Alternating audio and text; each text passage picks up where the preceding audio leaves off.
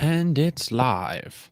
Hopefully you can hear me well, loud and clear. That's a great start to the old stream. It's been too long since I've done this, if I'm honest. So give us a thumbs up if you can hear me. Let me know it down in the comment section below. It has been too long. I am sorry I haven't done one of these in so long. But I've now got a TV in here, so I can now watch the football. Perfect.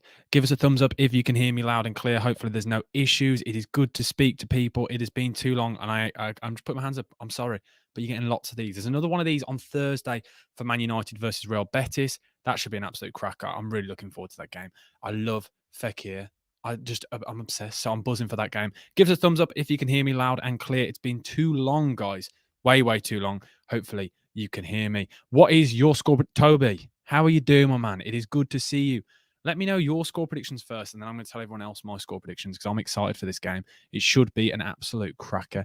It really should be. But let us know in the comments. Everyone give us a thumbs up in the comments if you can hear me, because I'm just double checking that my stream is working loud and clear, because that's always a worry. Always a worry.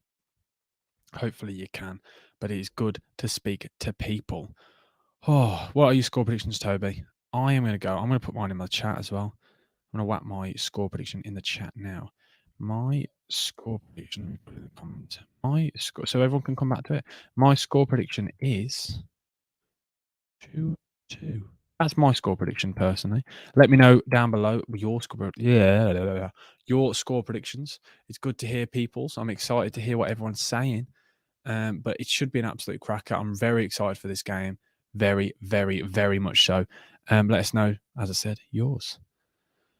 Oh, geez, it's been a long time. And I just want to say massive appreciation recently on the channel. The channel's been doing very well. I can only thank you lot for that. And yeah, it's good to see people. Now, you've got to give your score prediction, Toby. You're not. And Toby, get everyone from the group chat in here. It'll be good to see everyone. Good to hear from everyone, because it's been a minute, hasn't it? Let's be honest.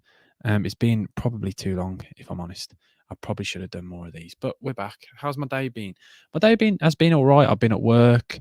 Since I've last been on, I've got a new job, so I've just been balancing everything. But hopefully now getting back into the swing of things. Lots more streams coming, lots more videos. I don't know if you've noticed, but I've been uploading YouTube Shorts every day. I've been in lots of content, and hopefully you guys have appreciated, because since we have been since my last stream, we've now hit 1 million views on the channel. So I'm feeling pretty good, feeling pretty positive with everything that's going on. Oh, jeez. How's your day been, Toby? How has your day been? And if you haven't already, guys, please do smash the like button and do subscribe. Share this on your stories. Anyone who does, I'll follow you back on Instagram, share on Twitter, do whatever you want. Just get it out there in the open. We want to see as many people as we can in here, if possible. That's the aim. That's the aim. Oh, this could be a good game. This should do. I hope that there's goals. That's what we need, because bearing in mind this has been the first one in so long. So long. So I don't expect many people to be in here tonight, because I have neglected the lives. It has been too long, if I'm honest. But we can't complain. We can't complain. And it'll be interesting to see how it does, and who comes in, whether there'll be familiar faces or not. That's what I'm most excited to see, because it has been too long. And as I've said, I am sorry. What do you mean? What happened? What happened, Toby? Let us know. Let us know. We're all intrigued now to see what's happened. I hope you're okay, by the way. I do actually hope you're okay.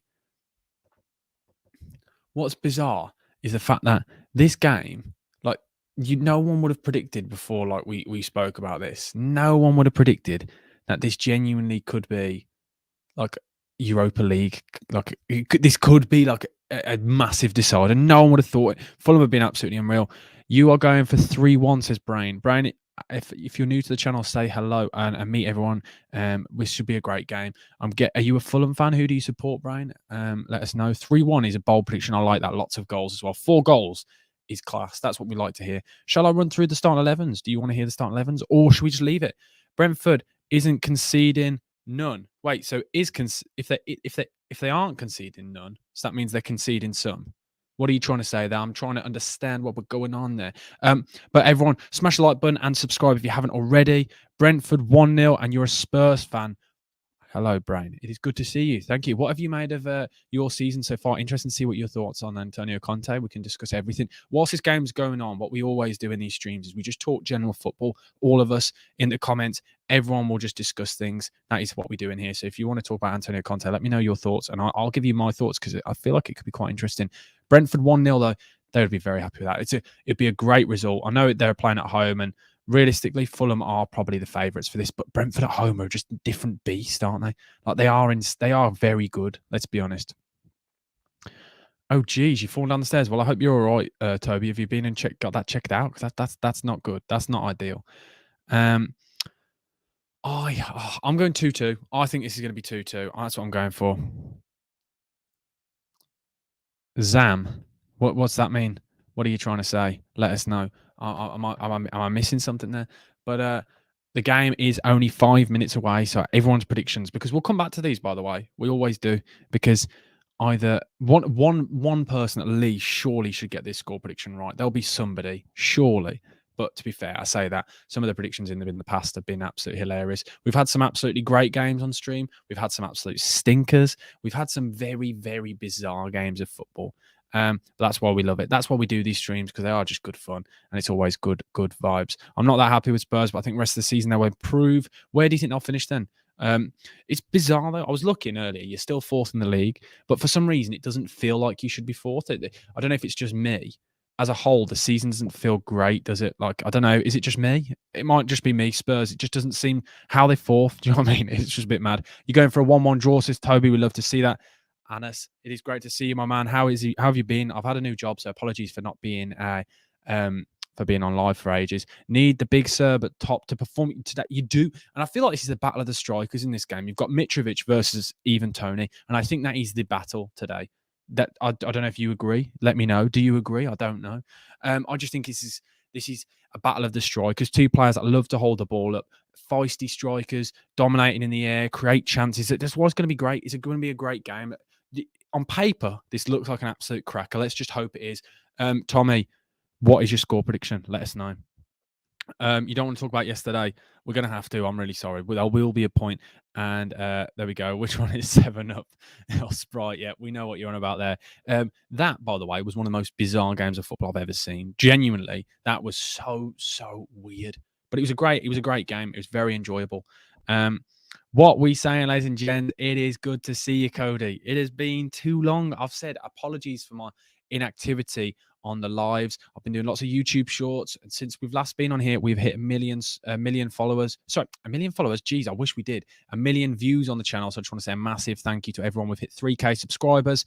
Last time we streamed, I had 2,200 subscribers, and we have now got another K subscribers. So I just want to say a massive thank you to everyone. If you haven't already, please do smash the like button and do subscribe. It honestly helps so much.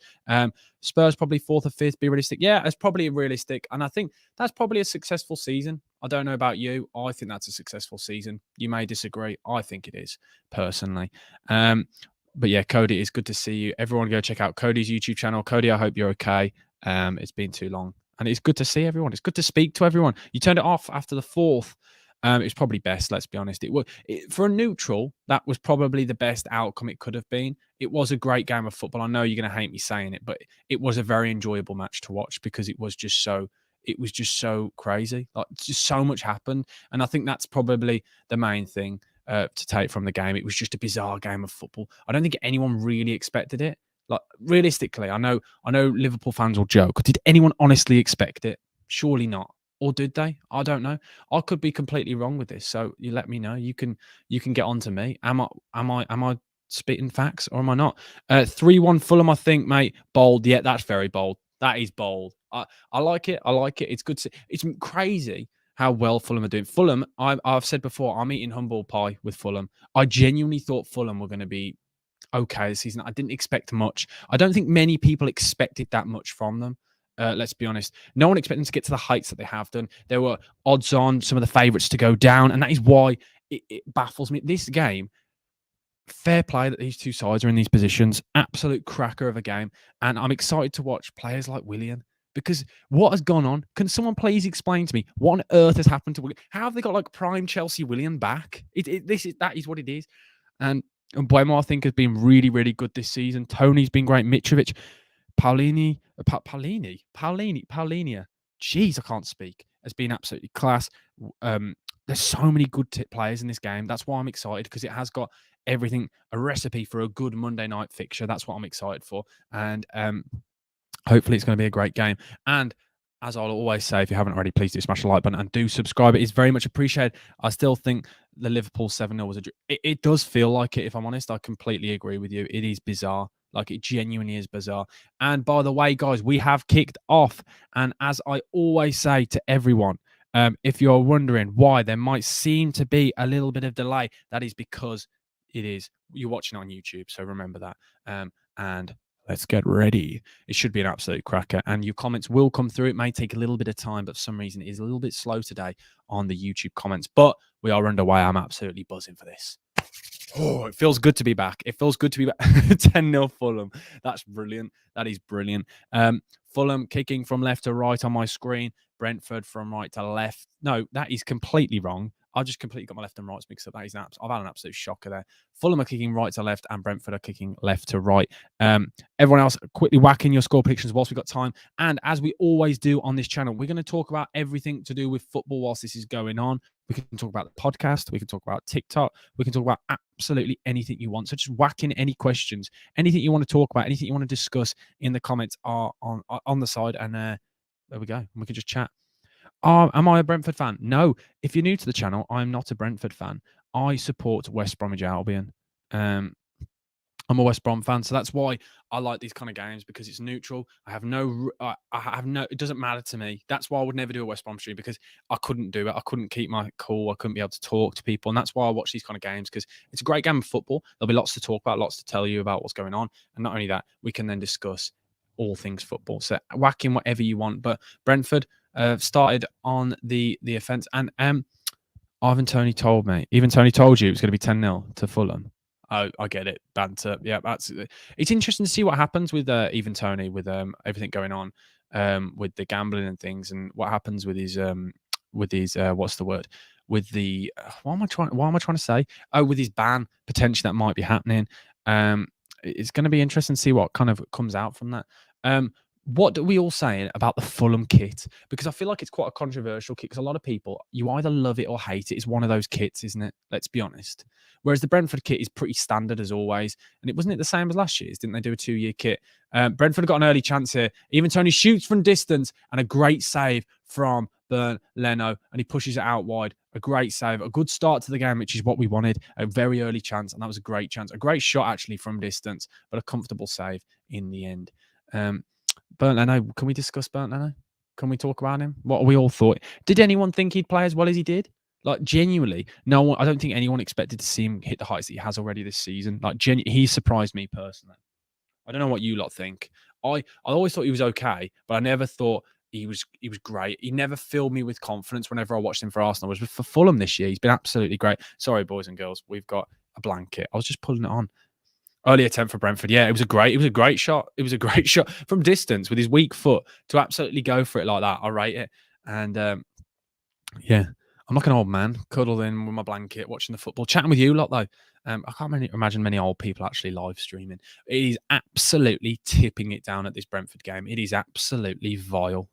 It is absolutely good. But I say that, it'll be grim to be there and watch it in that kind of weather, but it's great to play in the rain. I don't know about you lot. And the ball's got across now, and Buemo, oh my word.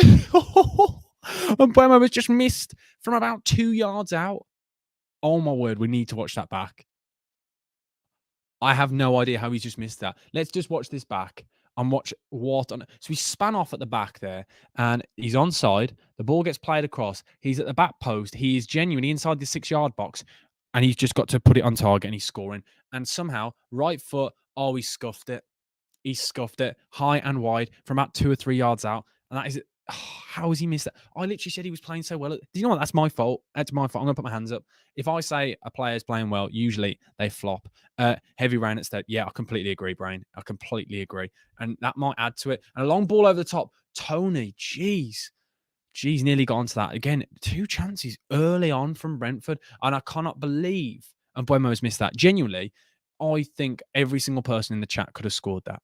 every single one of us would have scored that every day of the week. Fulham trying to play out the back. Tim Ream as well, by the way. Tim Ream has been class, like really good recently. Like I rate him. I really do rate him. Leno equals Jens Lehmann. Oh my word. And Buemo again on their chance. Here we go. Oh my word, 1-on-1 and a great save. Jeez, this could be 2-3-0 already. Brentford have come out the blocks fighting and creating chances. Jeez, what a great save from Leno. And Buemo could have had 2 already. Genuinely could have had 2 already. He's 1-on-1 with the keeper there and he's put it straight at the keeper. What a start to this game. Wow. My 2-2 prediction could be right. And the ball in again. Tim Ream clears. And I think is it a corner? Is it a corner? Or has it gone out for a goal kick? I don't know, but Mbuemo genuinely should be two goals up. I'm watching this back now, the highlight. So again, he's got in behind Robinson, and he's a great touch. 1-on-1 shoots, and it's straight at the keeper. It's not a great shot. It's not a great shot. I'd agree with what you were saying about Leno. He's not like he's a knockoff version of players like Neuer, and we all expected a little bit more from him, but we're starting to see the kind of player that we expected. How have Brentford not scored? I completely agree, genuinely. No one expected this start. Like, Brentford have come out the blocks absolutely firing and fighting, and what a weird corner kick routine. All of them then just stood at the back post. I don't understand that. I'm intrigued to see how this goes. It's to the back, and Mitrovic clears. One player I would like to... Oh, my word. Oh, here we go. What?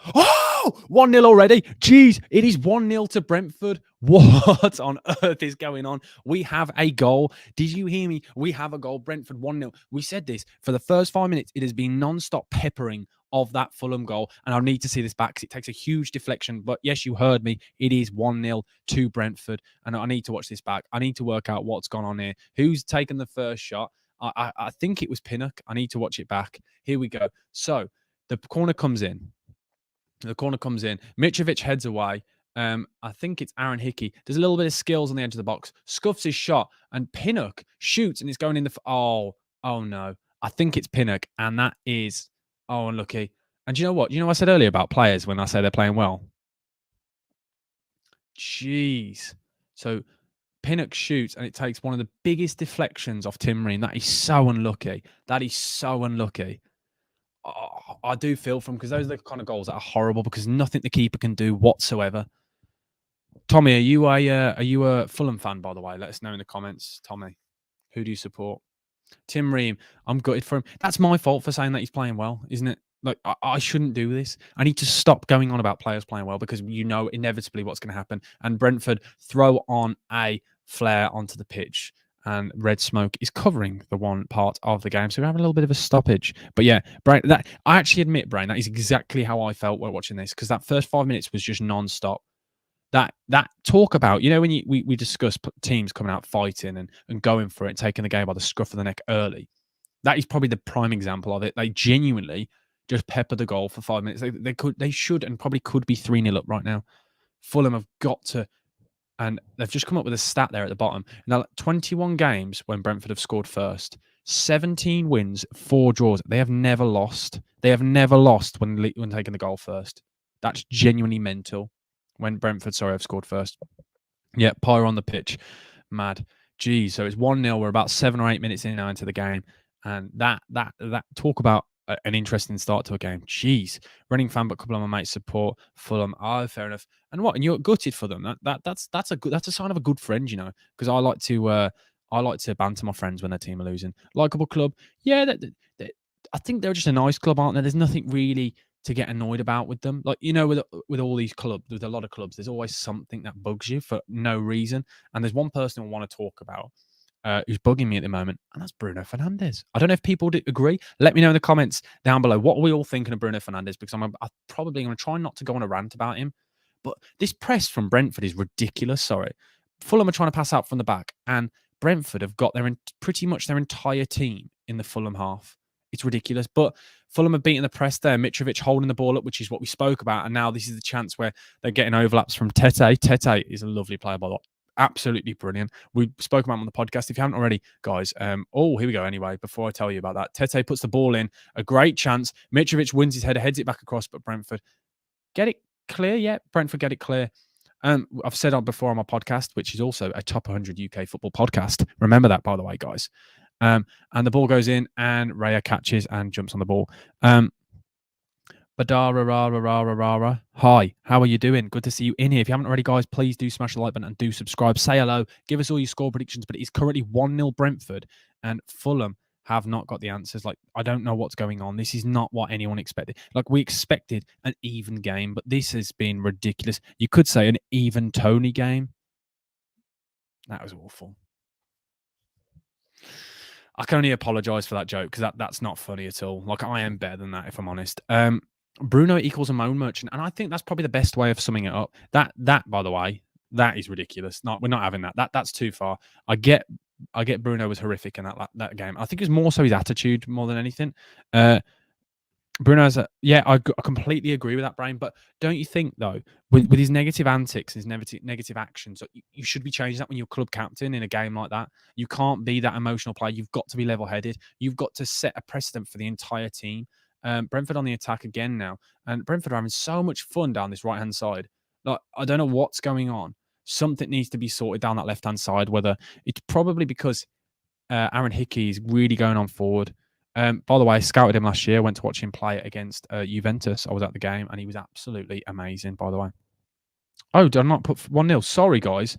Thank you for telling me that. I typed 1-0 and then forgot to put it back on. Apologies. Thank you for spotting it. Thank you for spotting it. And that's much appreciated. Apologies, guys. It is 1-0. Yes, Anna's spotted it, everyone. Give a thumbs up to Anna. And if you haven't already, guys, please do smash the like button and do subscribe. I want to try and get, ideally, I don't know if this is unrealistic, 3,300 subscribers by the end of this. I think, personally, I do probably think that's unrealistic. But we can all dream, can't we, guys? Like, we can all dream. But it has been an absolute cracker of a game already. Chances. And Fulham now are starting to get into this. Willian is stretching his legs and puts a ball across. Here we go. Can we get a chance? Can we see something here? Oh, and Mitrovic gives the ball away. But it's promising from Fulham. Like, they actually got out their own half, and that's probably the first time they have done. Like, they've just not been allowed to get out their half. I don't know what it is. It's a bit bizarre. Like, it's very bizarre. Like, we've seen with Fulham in recent weeks where they've controlled games, controlled the game against Chelsea. Like, we've not seen them like this, have we? Do you think it's an unpopular opinion saying that United won't get top four?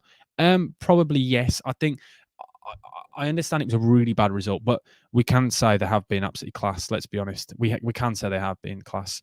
Spencer says, you think they do? As in, Spencer, do you think Man United were you saying? Or what were you trying to say think they do too? I apologise. And Spencer, if you're new to the channel, say hello to everyone. Spencer, it's good to see you in here.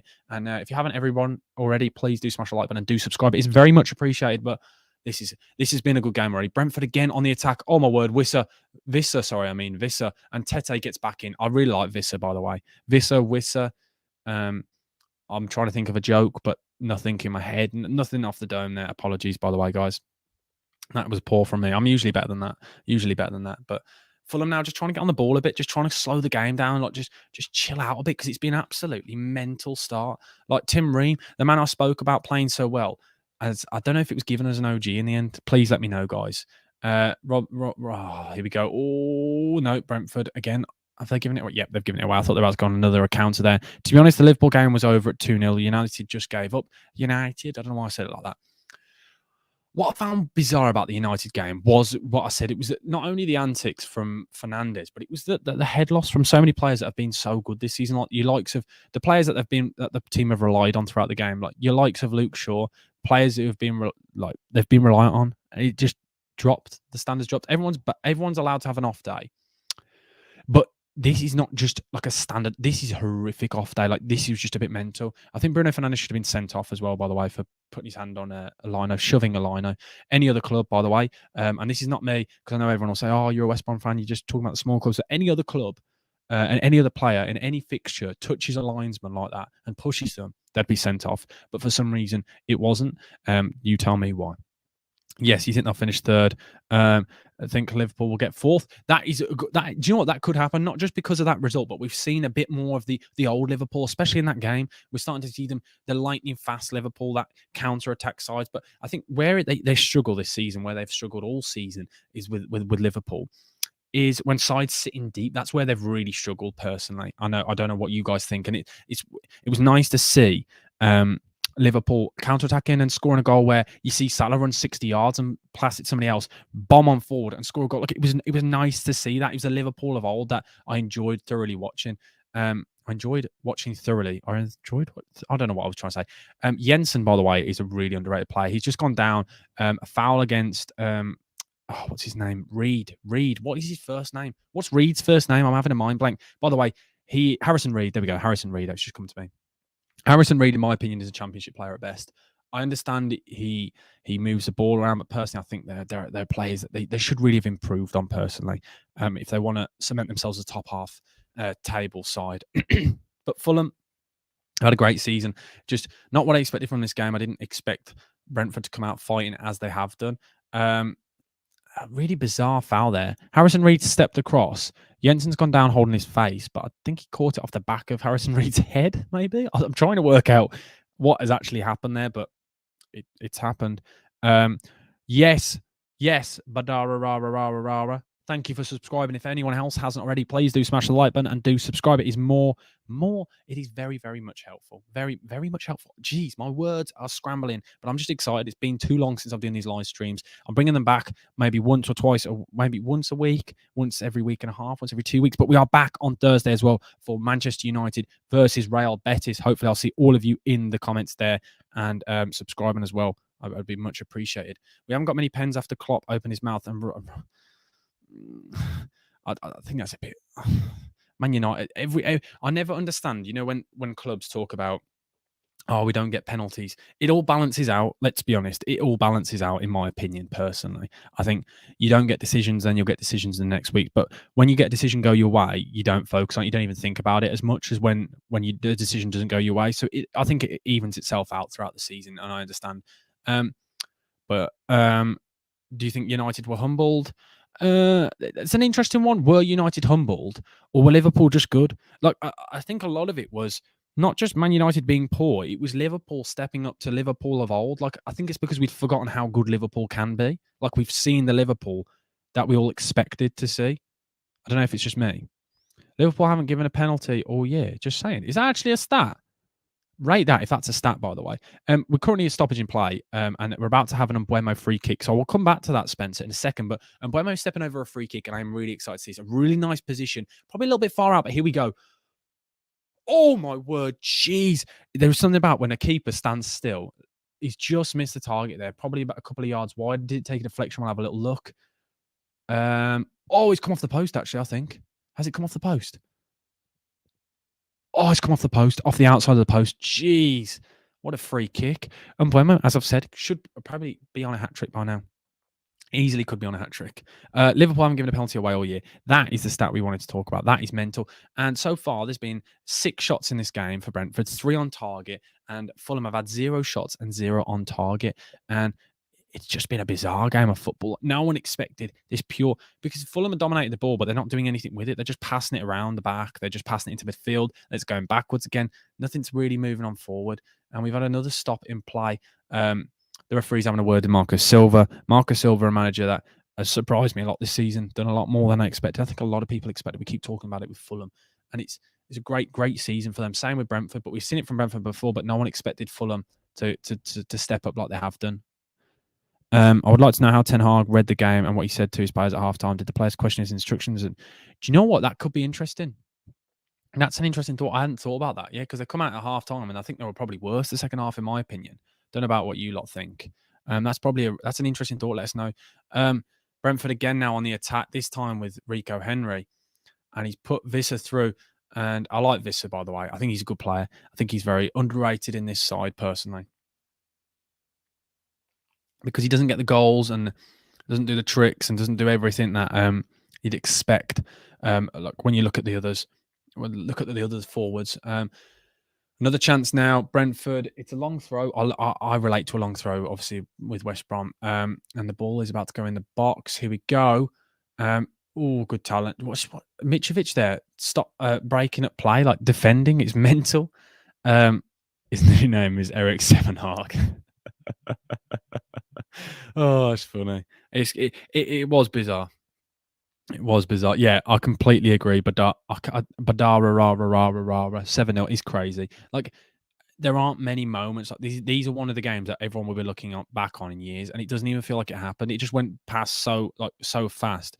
And By the way, the breakdown that we witnessed of Gary Neville at full time was brilliant. I love Gary Neville more than the same as everyone else does. I absolutely love him. I've read his book. I've got his new book. It's currently on that side. I don't know why I pointed at that side. Really good book. Really like him, but it was quite funny watching his little breakdown. Rico Henry, how good is he, by the way? Like, how good do we think he is? I really rate him, and I always think he should have been in and around the international squad personally. When you look at left back choices, in and around. I didn't say start. Don't you worry. Before you all get on to me. Thank you for the subscribers, by the way. Harrison Reed goes down there, and ref tells him to get up. Exactly what I said, and just not what I expected from Fulham. I expected so much more. I'm a little bit disappointed by this start from them, if I'm honest, because I'm all for sides having possession. I'm all for sides playing out from the back and things.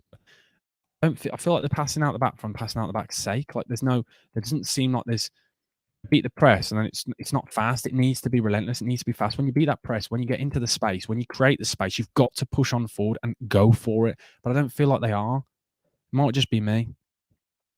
But like Leno gets it. Leno passes it out wide, and then like somebody gets it, and then it's that next transition. As soon as the player takes it on the half turn, he's already tackled. And I say that Robinson wins it back there in a great position, and Boemo nearly gives away a foul.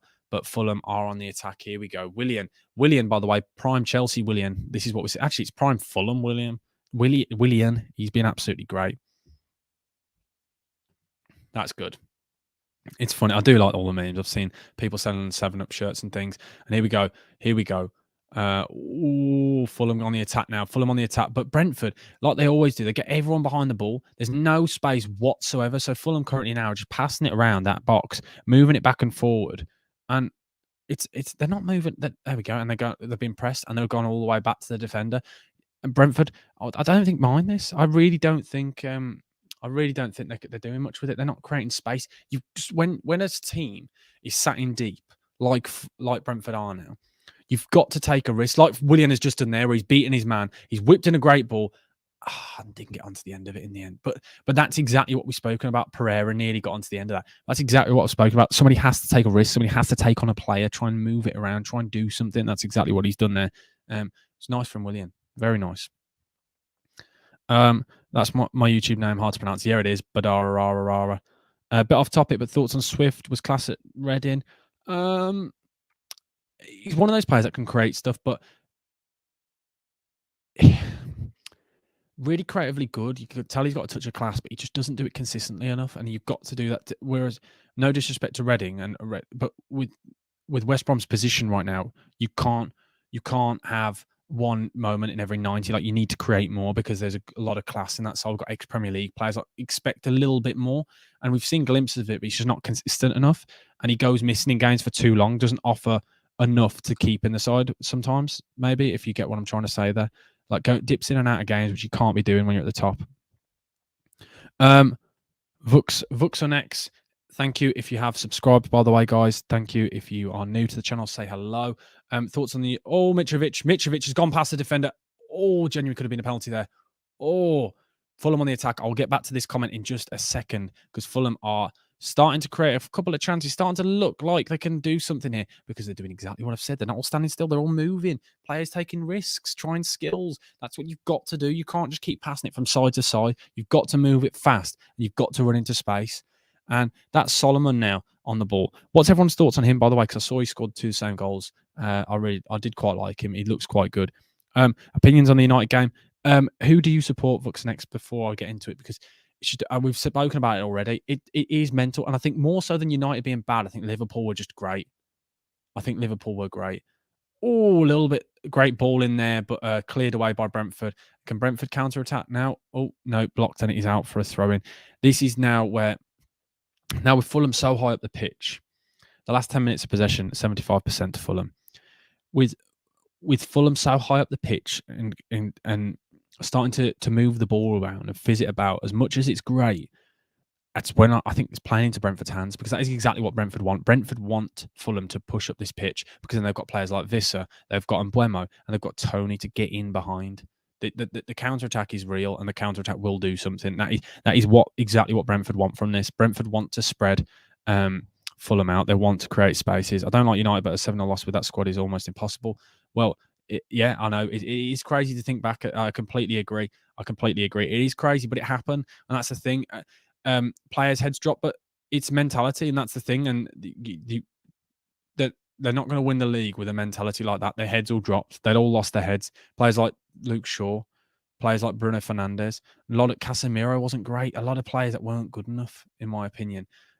Fulham are really. By the way, this comment right here is bang on. Fulham are starting to find their feet, and Willian driving in there, and he's given away a dive against Willian. I've got to see, and he's been yellow carded. I want to see this back. Actually, I want to see this back. So this is something that I absolutely love from referees when they give these yellow cards for diving. Let's see. So he cuts inside. Willian does. Oh, that's awful. Willian, that's embarrassing. I've literally spoke about how good he's been playing. That's embarrassing from Willian. Honestly, he's seen even Tony coming running in. He's dangled his leg out, dropped to the floor, and his dangling leg that, when you leave it out and just let it flop a little bit and hopefully someone catches it, didn't even get caught, and he's just dropped to the ground. And that is great from the referee. That is great from the referee. I don't know which referee, I don't know what referee it is, but that was great. I get all the referees mixed up, and I don't like to talk about referees. I don't want to compliment referees, but that was a great decision. That was very good. Where do I think West Brom will finish this season? I'm all over the place with this, but playoffs should be playoffs realistically with the squad we have. But recently we've been up and down form quite a lot, and the whole game was awful. Was absolutely dreadful. Really, really poor. Like really not good enough. Let's be honest. Everyone expected a lot more from that game.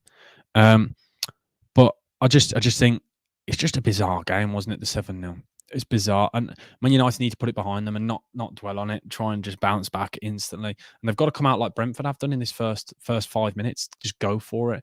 But Ben Mee, by the way, is Ben Mee signing of the season? Is he in the discussion for signing of the season? Let me know. Ask me absolutely anything you want, by the way, in the comments. Yeah, I think it's just bizarre, isn't it? Like no one really expect. Like we can all joke and things, but I don't think anyone really, not many people expect. I know United struggle at Anfield, but I think most people expected United really to win that game going into it, especially with the form and the cup win. Maybe they were riding off the back of that. I don't know. I'm not trying to find excuses for them. I'm just trying to find an answer. But Fulham now are really starting to find their feet. They're starting to fizz the ball about now, and Willian out wide, and this is exactly what he wants. He's isolated. Oh, and a great ball in. Oh, headed clear by Ben Mee. There's 7 or 8 players, right? Oh, here we go. The Harrison Reed's gone through. Oh, great defending. But this is what I mean. Brentford have got 7 or 8 players in their box. And oh my word, here we go. We spoke about a counter. Oh no, and that's it. That's it. But Fulham got men back there very well. But Brentford, they literally have got so many players in their own box there. Like they are literally caved right in. And then they've left 3 players up top to try and do that counter. That's exactly what they're trying. But Fulham coming into this game, they're really starting to create stuff. And what I'm really liking about Fulham right now is Fulham have now not only finding space, but they're now starting to get their wingers isolated with fullbacks, which is exactly what they want. So Tony there has just tried to control the ball and pass it with his bum. Genuinely, the ball has gone long, and rather than flicking it on, he's flicked his bottom out. I don't know why I'm saying bottom. I don't know why I'm speaking weirdly. I don't know why. And flicked it out to pass it. And Fulham have literally got the ball off him instantly. Like, that's embarrassing. You can't be doing that. Tricks and flicks. I get you winning, but it's a great chance for a counter. If you just turn and control the ball like a normal player, I'm not a fan of that. That's just taking the mick. That is genuinely just taking the mick. I'm not a fan of that. Oh, Mitrovic gave the ball away there. Oh, and Brentford got the ball back. But Fulham not allowing Brentford out. They're just having to go long. And the thing is, I think Brentford won't mind going long because I imagine Tony's going to win the majority of that in the air. Brentford now just getting on the ball a bit. They need to calm this game down. And I didn't think I'd say this, but Fulham now are starting to look like they could genuinely create something, whereas Brentford haven't got out their own half. So we're half an hour in, and both teams could easily have scored, but Brentford have more chances and nearly put them through again there. I don't understand how Fulham look so vulnerable. That is like one pass, like just genuinely then one pass and they're through. I don't know if they're so open or something. I don't know if it's because it's a front 3 against a back 4 maybe, and it literally is a front 3. Like there's no and Robertson gets the ball. Poor cross really from him. Horrible place to play is Anfield. Yeah, I completely agree. It's one of those places that it's not easy for a team realistically to go to. It is a fortress, isn't it? We think about how long we can joke about Liverpool not being up to the standard, but think about how long that unbeaten record was. Do I think Arsenal will win the Premier League? I am stubborn. If you know me well enough and have seen my YouTube videos, I'm very stubborn. So I said they weren't going to win the league, and I'm now going to have to stick with it. I predicted that Man City would win the league, and I still think that they will. Personally, I still think there's a chance. But Arsenal have been absolutely great. There's just something in me about that. I think it might be just from the past, even though the City side is nowhere near as good as the older sides. There's just something about it. But Arsenal, so many great that weekend is iconic. If they win the league, that weekend will be iconic. That goal celebration, that absolute mayhem, will be one of those moments that we remember. Want to be the highlights because we think of Man City and the title wins. We think of moments. You think of the Gabriel Jesus goal for the Centurion side. You think of the Vincent Company goal against Leicester at the home end, at home from absolutely distance. No, Vinny, no. You think of those kind of moments, and I think that goal by Reece Nelson and Reece Nelson, Arsenal youth product, like it just everything about it. It's one of those moments. It's just yeah, it feels like it's a fairy tale story. Oh, Tete whips the ball in, and Raya comes out and collects. And that is something that I really want to remove from football. So, if anyone in here hasn't already, I have got a football podcast. It's in the top UK 100 football podcast. Yeah, you heard it. Yeah, we go. That's where we go. It's on Spotify and all platforms. Go check it out. It's called the Bucket Hat Sam Talks Ball Podcast with me and my mates. Same on TikTok. Go check it out. And we discuss a thing called the Loft FC. So stuff we want to remove from football. And David Raya has just done something that really bugs me about goalkeepers. Why is it that goalkeepers are allowed to catch the ball and jump to the floor and then stay there for 5-6 seconds? It wastes time. It really annoys me. There's something about it that really annoys me because I don't know what it is. It might not just be me. It might not just be me, but it just really gets on my nerves. I don't know about you lot. That's something I always say I would love to remove from football. That just general time wasting. I thought the World Cup was great for it, where they didn't allow time wasting. They put the time back on and slowly sides stopped kicking the ball away, stopped holding on to the ball for longer. I don't know about you lot. Let me know. The name of the podcast is the Bucket Hat Sam Talks Ball Podcast.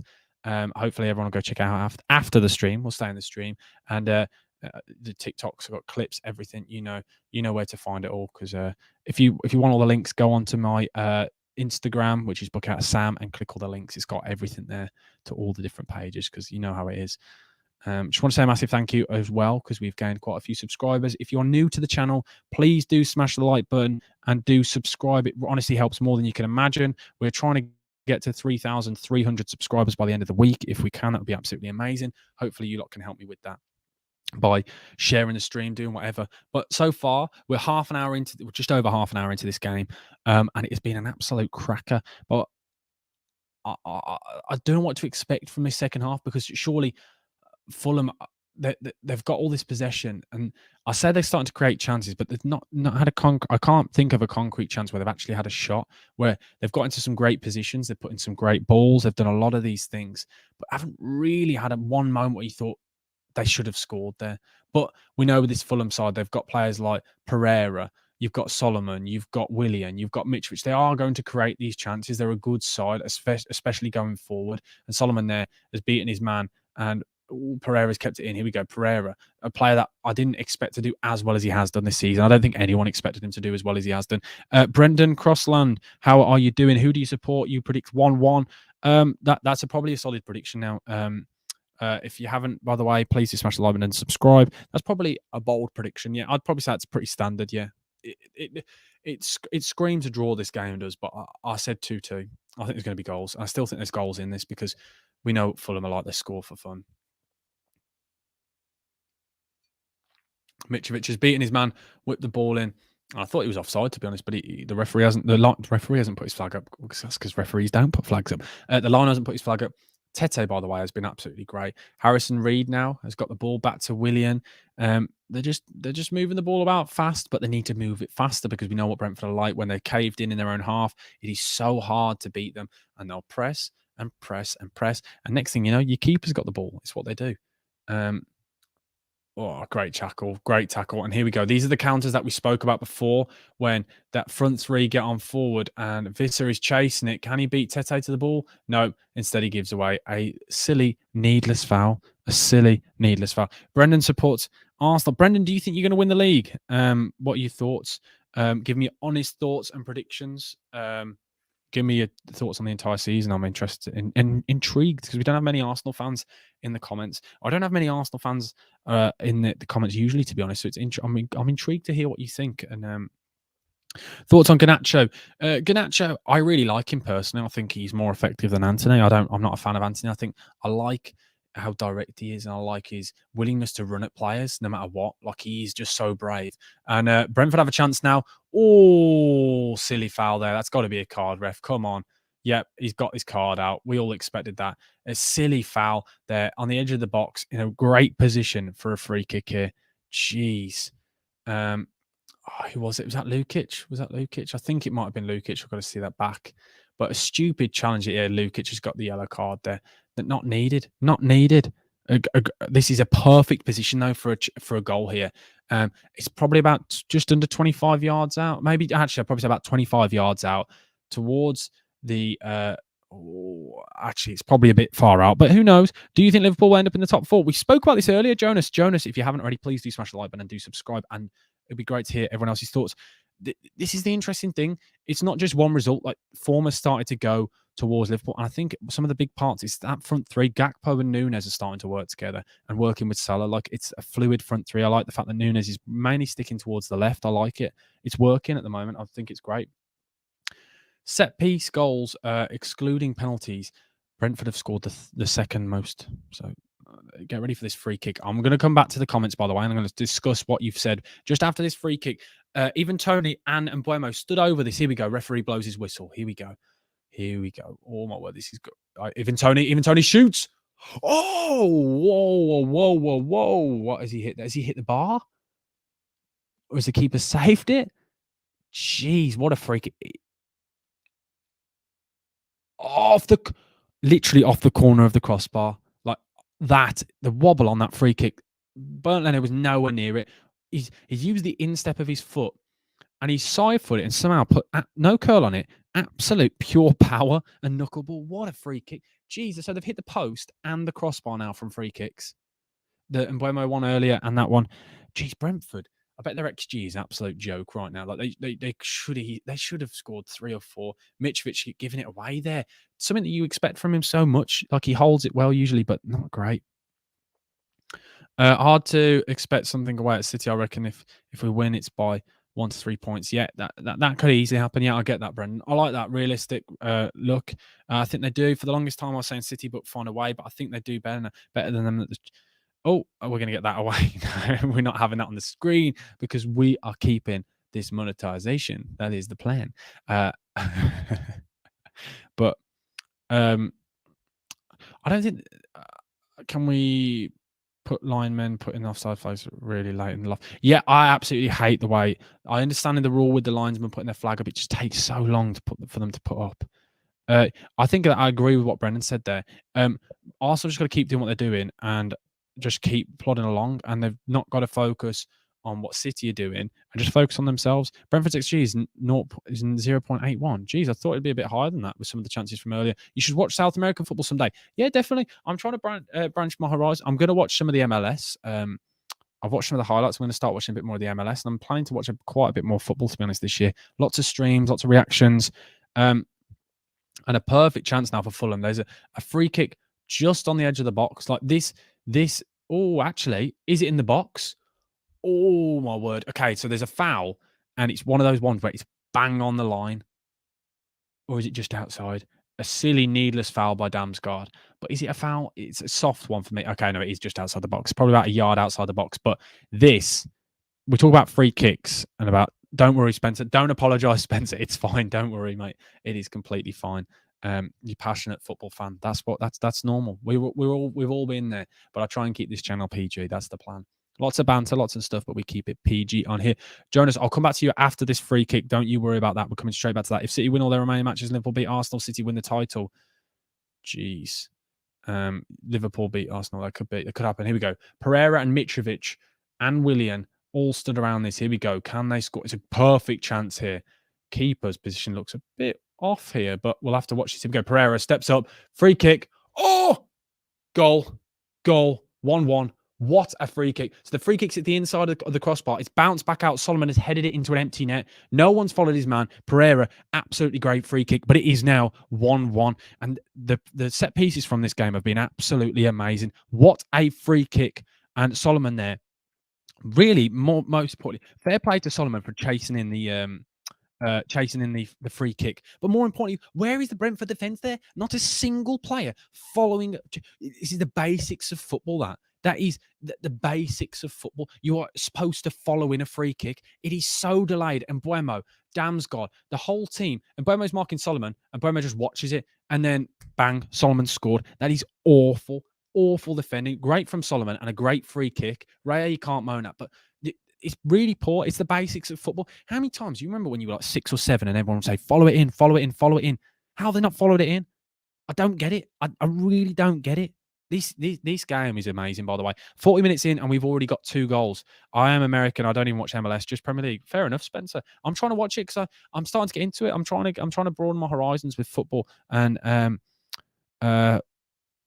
where did we get to? When it's on the line, it's always a free kick. Yeah, I know, but they were just slowing it down where it looked like potentially it might have been in the box. Like it looked a little bit interesting. So I think Jonas, is it Jonas, by the way? Jonas said, who do we see getting relegated? Everyone in the comments now, who is getting relegated? 2 sides in this game that potentially before the start of the season could have been in discussions, but they've been absolutely great this season. I personally think Leeds, Southampton and Bournemouth. Now that's probably my choice. Harrison Reed there giving away a foul. So Arsenal is at Anfield. I think we can win that one. Yeah, potentially. You won your bet for both teams to score already. Jeez, inside 40 minutes. Tommy, good to see you happy. You're staying with 3-1 Fulham. Yeah, that easily could come in now. It's one of those moments where it's been all Brentford for chances wise, and like everything in this game so far, Brentford have exceeded Fulham and have been better in bar possession, like the chances and actual concrete chances. But that's football. Lazy moment, a switch off from concentration from Mbeumo, and it's a goal. That is what we love to see. 3-1 still on the cards. Yeah, it really is. And 3 Southampton, Bournemouth, Everton. Jeez, with Sean Dyche, you think, Brendan? Jeez. Bournemouth, Southampton, Leeds. Zach, how are you doing, mate? Good to see you. And the ball goes long, and Fulham have got it clear. Leeds will need a new manager bounce. We'll have a new manager. Sorry, we'll have a new manager. Yeah, potentially, yeah. Southampton, Leeds, and Everton. Yeah, obviously you're going to say Everton, Toby. Fulham now on the chance, and they've created a chance there. Great defending from Henry, but this is turning into a bit of a end-to-end game. What we spoke about earlier, we talked about Brentford getting in behind and Brentford all sat in deep, whereas they're getting stretched. Both sides are getting stretched. Like this is starting to turn into a bit of a cracker. And I think I'm surprised that no one's trying to just slow it down a bit. But here we go, Tony running down the wing, and good shoulder to shoulder. We love to see that between Lukic and Tony. A good shoulder to shoulder. We like to see it. You need Fulham to win for your bet. Well, good luck to you, Zach. Redditch United, is that your local? Have I dreamt that? I feel like it is. I went again recently, by the way. I might go again because they're playing the Albion. Southampton, Neverton, Southampton, and Leeds. Oh, you meant to say Everton. Sorry, I read it as Neverton. I was thinking, who in Everton? Southampton and Leeds. A lot of people saying Everton, which is quite surprising. Jensen, here we go. Has he got a long throw? Or yeah, he does have a long throw. Here we go. Here we go. Here we go. Big long throw now. Can they create something from here? And here we go. Goes in long. Oh, no. Fulham defender goes down. Mitrovic goes down pretty pathetically. Is this a corner? Have they given a corner? Yeah, I think they're giving a corner. It looked like a corner to me. And I feel like Mbeumo needs to do something in this game, if I'm honest, to really bounce back from the mistake he made. He's missed 2 clear-cut chances. He's also lazy defending for the free kick. I know a lot of people might say I'm being harsh there, but Mbeumo has had a bit of a stinker of a game so far. I don't know what you lot think. Solomon. Solomon is a great goal. You need to win. Hello, by the way. If you haven't already, guys, please do smash the like button and subscribe. The corner goes in. Ooh, a lot of people in the comments, I say more people are backing Fulham in this, and more people want Fulham to win. But a foul there. Solomon, yeah, it was a great finish. It's the simple art of a player following in is a really underrated thing because for some reason not a lot of people do it. I don't understand. That is one of the that is one of the names I call them. The other one isn't PG. Oh, yeah. I get it now. That's quite funny. I think Southampton, Bournemouth, and Chelsea. Oh, geez, you lot are making me laugh today. I think there could be a shocker with West Ham. Do you know what, Brain? That actually could happen. That could be a big brain play from you. Yeah, but you're going to get great banter like this from me, by the way, guys. This is your fault for coming into this live stream. But I just want to say a massive thank you to all of you that are in here. It's a good, solid number. I didn't expect this many people to be in here today, considering I haven't done a live for such a long time. But they're coming back. The next one is on Thursday. Hopefully, you'll be there for Man United versus Real Betis on Thursday, 7:50 again. I think the live stream will start, and it should be an absolute cracker. But we're currently watching Brentford versus Fulham. Fulham on the attack now. Fulham are starting to. Oh, geez. Fulham are starting to creep into this a bit more. Fulham are starting to start moving the ball around. Fulham repays 3.6. It's not bad a bet. Yeah, I would say that. That's a pretty decent bet, depending on how much you put on. Southampton, Leeds, and Everton will go down. Bold. I like it. You think Bournemouth will stay up? Interesting. Lukic, did he give away a foul there? Oh, that's awful from Tony there. Awful from Tony. Late challenge. Surely VAR's got to look at that. Tony there has gone over the ball. Oh, my word. Where are you watching the game? I'm currently watching it from my bedroom. Also, my podcast setup and my YouTube setup. So, Tony there has gone over. So, it's 50-50. Lukic has got to it and cleared it. And Tony's absolutely gone through him. And his foot is raised. Bear in mind, so Lukic is slide tackled. And he's gone over the ball. That is bizarre, but we're looking back. Pinnock has been given the goal, by the way. Tim Ream didn't. It wasn't an OG, so we're happy. And we're just seeing back the Solomon goal. I'm really annoyed at Mbuemo there. It's awful defending, simply awful. But this, by the way, has been an absolute great game. A VR even looking at the challenge from Tony? Really late challenge? No, I feel like it's a bit of a horrible challenge personally. No, I don't know. I don't think they're looking at it personally. It's late. It's over the ball. I mean, where is it as in TV channel? So it's on Sky Sports main event or Premier League, either one currently. So I'm watching it on Sky at the moment. Southampton, Leeds, Everton will go down. Yep, I saw that. What is everyone's predictions for the top four? What's everyone's predictions? I'm interested to see in what order as well. That's something I'd like to decide. And we're a couple of minutes away from halftime. And if you're new to the channel, at halftime we have a debate, we have a discussion. So if you want to pick an idea, maybe we create a list of the top. Okay, here we go. So at halftime, we're going to do a list of the top 5 most underrated players in the Premier League. That is what we're going to do at halftime today. So that is it. You hear me? Top 5 most underrated players in the Premier League. I'm looking back at this challenge. Ivan Toney kicked the player in the head. Like he's gone over the ball and smacked him in the head. And Lukic just cut his face and apparently not a red. I don't know if I'm being soft here, but I don't understand how that's not a red. Arsenal, City, United, Brighton, Liverpool, or Spurs. Oh, here we go. Mitrovic heads the ball back across. Ben Mee clears. Oh, and then Damsgaard gets the ball clear. Tony now, can he hold the ball up? Here we go. Counter attack, what we spoke about earlier. Oh, that is poor. That they're on the counter attack, and I need to see that back. Was that Lukic? Was that Lukic? If I think it was Lukic, then he's already on a yellow card. This could be interesting. Lukic, he's already on a yellow card. Oh my word. How's that not a red? Someone explain to I don't know if you guys are watching the game, but they've gone on the counter-attack here, and Visser has gone past, and Lukic has just taken him out. I tell you now, if he wasn't on a yellow card, that'd be a red. That's an awful challenge. How? Someone explain that to me. That is a red card. How is that not a red card? That is ridiculous. It's second yellow. Stop the counter-attack. That's awful from the ref. The referee's bottled that, in my opinion. That's awful. Has to be a red card. I know it sounds like I'm just calling for red cards, but he's on a yellow already, and he stops the counter by not going nowhere near the ball, just tripping the player up. It's a yellow. The referee, just purely because he's already on a yellow, has bottled it. That Fulham will feel like they're hard done by here. Spurs are way too inconsistent. They will spur it up as always. Think it is Newcastle, Spurs, and Liverpool battling for top four. And Newcastle haven't been great for quite a while now, for quite a sustained um, period of time. They've not been good enough. I sound like Jamie Carragher at times. I don't know how to take that. I'm from Birmingham, so that's a weird one. But he's a great pundit, so I'll take that. Tony Lucky, yeah, I agree, Brian. He should be sent off. First Arsenal, second Man City, third Liverpool, and fourth United. Geez, you think Liverpool will leapfrog? Wow, that's a big one. That is big. That is big. Spurs are inconsistent, and I don't think Newcastle have enough depth. Thing is with Newcastle, they just don't score. That's simply why I'm intrigued to see what happens with them. But Brentford now, no, and Burnt gets it. I thought there was going to be another chance there. Thought there was going to be another chance, but I'm expecting it to be nearly half time. I think probably a couple of minutes, maybe at 30, maybe 40 seconds left of this game. But Fulham now just on the ball, just moving it about, fizzing it about, holding on to it. But this has been an absolute great game of football, by the way.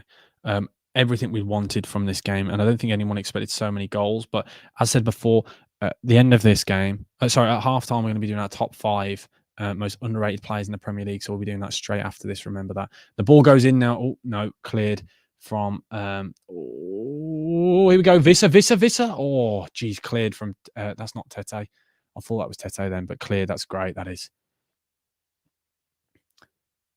And that is it. Half time, everyone. Half time, 1-1. So now, everyone, whilst we're doing this, what we always do at half time, we always do a discussion. And our debate today is we are doing our top 5 most underrated players in Prem. So here we go. It's half time. So now we're going to do our top 5 most underrated players. Now, everyone in the comments, put in your nominees in the chat and we will go through and discuss all of them slowly. Did I see him take a selfie with Chamberlain when it was 5-0? I think that's hilarious. That is brilliant. I didn't see it. I haven't seen that. I've seen all the selfies of him and Gary Neville because they are hilarious. That photo is brilliant. So we will go through, we will discuss, and I'm intrigued to see everyone's thoughts down in the comments. So everyone start whacking them in, and then we'll go through and start analysing and discussing each and every nomination. Here we go. Núñez is the most underrated player in the Premier League. I think most is probably a bit of a stretch potentially. I'd say that might be a bit of a stretch. I think he's a great player. I think he's been very good this season. At moments he's been poor. He's coming into form now. We're starting to see a better Núñez. Now he's playing on the left. I think most underrated is probably a bit of an exaggeration, but I do think he's underrated. Fred. Now this is a really interesting one. Fred. Now, Fred's had a good couple of games. Like he's had a good recent form, but overall, I think he's had a good season, but I don't think he's been great. Personally, I think he's had some good recent performances. I think that may be recency bias, but I do get where you're coming from, and I think there is probably an argument for that. Chickenhead, hello to you. If you haven't already, Chickenhead, please do subscribe. Craig Dawson is a West Brom legend, by the way. I love the man, and it pains me to see him at the Wolves, but he is a very, very underrated player. He's what we call a ham and egger. He just kicks it and heads it, so we call him a ham and egger. That's what his job is. He's not going to do anything flashy. There's a reason why he was in the Europa League team this season. He scored goals for fun at West Brom. He was great at Watford. He was great at every single side. So I'd probably say Craig Dawson's a great shout. Odegaard. Come on, everyone rates Odegaard. So when I say underrated, it's not players that aren't good, but surely everyone rates him. He's probably arguably been one of the best, if not the best player in the league. Him and Haaland, to be fair, being the 2 great players. Another Núñez comment. Yeah, he's been very good recently. Bentancur is one that I can definitely get behind. Bentancur, for me, is up there with one of the best midfielders in the Premier League. I really, really like Bentancur. Injury problems, though, that lets him down. So I don't feel like we can put him in this top 5 list purely because he's injured. Half time already. Yep, it is half time already, don't you? Phil Foden. Oh, Phil Foden. Is he underrated though? I feel like he's perfectly rated. That's the discussion. This is where it's interesting. How well do you rate Phil Foden? That's where I think he's perfectly rated. I think he's a great player, and I think everyone knows it. So I think I'd say Christensen, as in the right back for Leeds. If I've got this mixed up with the wrong Christensen, I don't think he's great. I think he's really struggled to find his way in the Premier League. Julian Alvarez for me, that's a good shout. I feel like maybe because I think with Alvarez is because he will always be in Haaland's shadow. I think that's why it's difficult because whatever he does, he'll always be compared to what Haaland can do. So I think that's a good shout. I think so far my best shouts, I'd say Bentancur, Darwin Núñez. Yeah, Bentancur and Darwin Núñez are my two ones at the moment that I think are going to make the top five. Fred potentially could be. And now I'm warming a bit more to the idea of Fred. Joe Linton, and I'm really sorry, Tommy, you've been great in this stream, but Joe Linton, you may not watch my videos. I personally think he's the most overrated player in the Premier League. I'm just putting it out there. I think everyone gets way too excited about him because I think it's the romantic story about the fact that he's found his way in a new position. I think I think Newcastle, if they improved on Joe Linton, they'd be so much better because he's great. He wins the ball back, but he's not good enough to be a midfielder in the top six. And I think they need to improve on players like that if they're going to really progress. But I think he's a great player, but I just think he's overrated personally. Danny Ings, is he underrated? Potentially, yeah. I think that could be a good shout. Bags goals. He's a bagsman always in the Premier League. Not a player that you can get that excited about, but he's always scored goals. Even at Villa, his goal scoring record wasn't actually that bad, so that's probably not a bad shout. Watkins, yeah, because I'd say he's very underrated. Because personally, I said he was not even a Premier League striker. He wasn't good enough, and he's absolutely made me eat humble pie, just like Fulham have done this season. So I think that's a great shout. That, Tommy, is a great shout. So far, we've got Darwin Núñez, Bentancur, Ollie Watkins. I don't know. Fred and Danny Ings are two players that could potentially be on the outskirts. Maybe honourable mentions. Sabitzer. Does anyone really?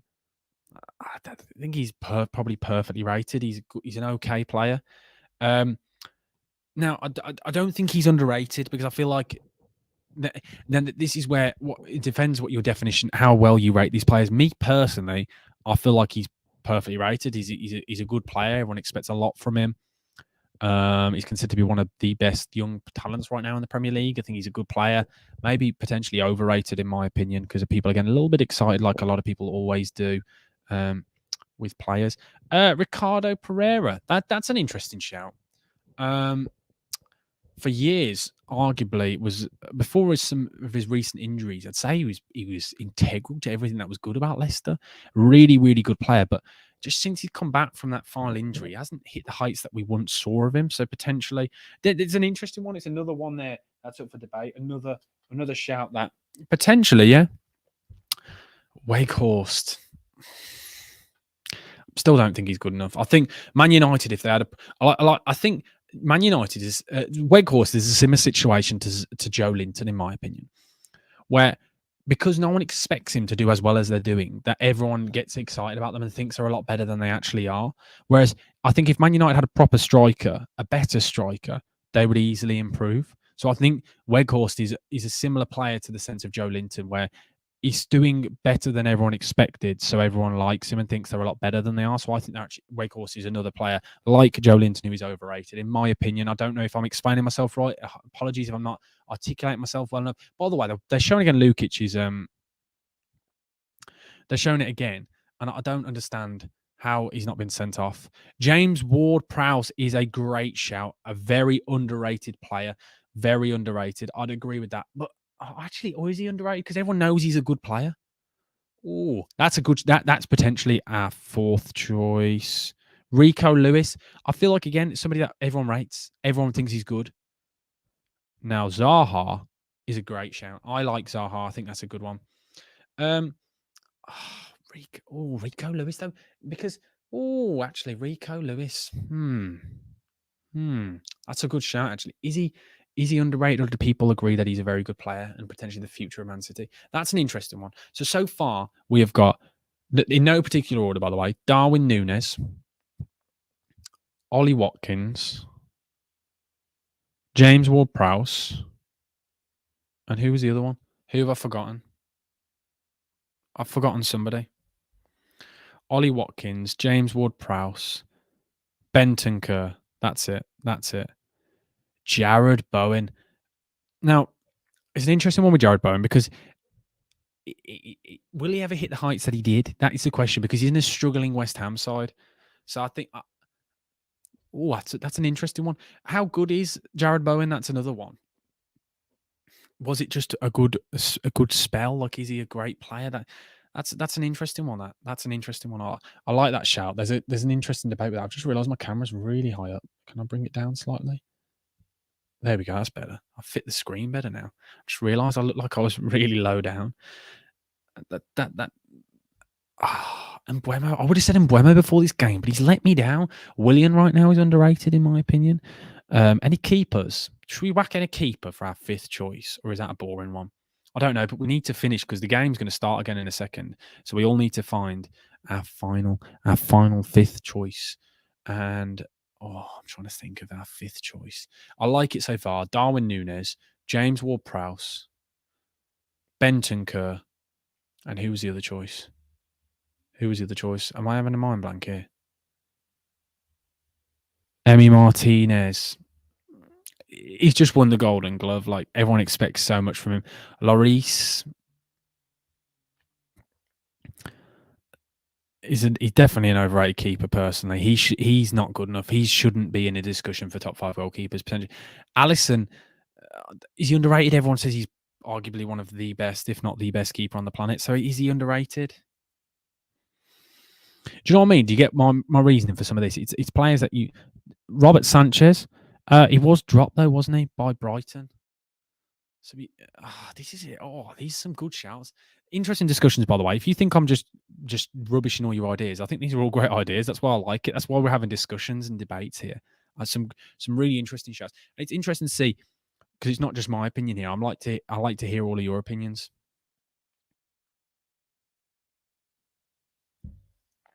The Wolves keeper, Jose Sarr.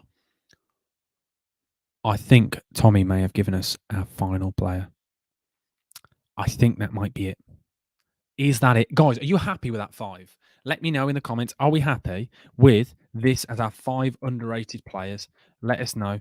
Or do we disagree? Let me know if we can all swap one and we can discuss whether we disagree with all these. So we've got Bentancur, Darwin Núñez.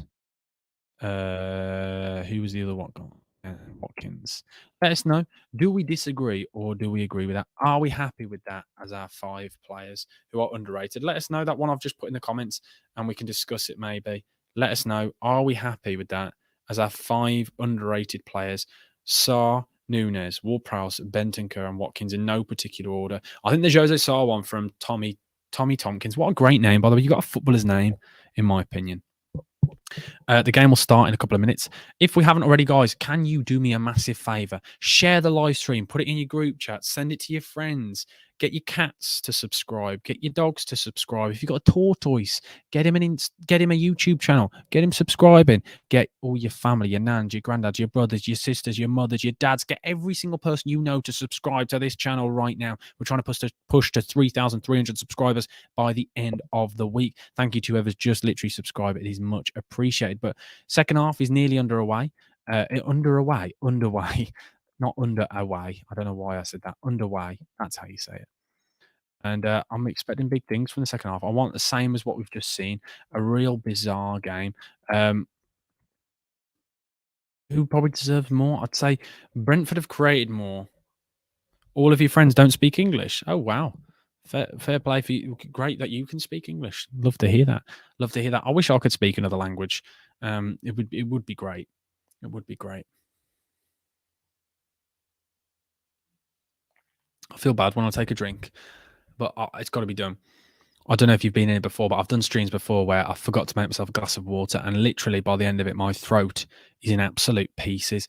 By the way, after this game, I'll probably do a match reaction. I'll do a little bit of analysis after, and I'll put that YouTube video out. It'll probably go about 10, 15 minutes after the stream. So if you want to tune into that, it'll probably be 5 or 6 minutes of me just giving my personal thoughts and analysing what's gone on.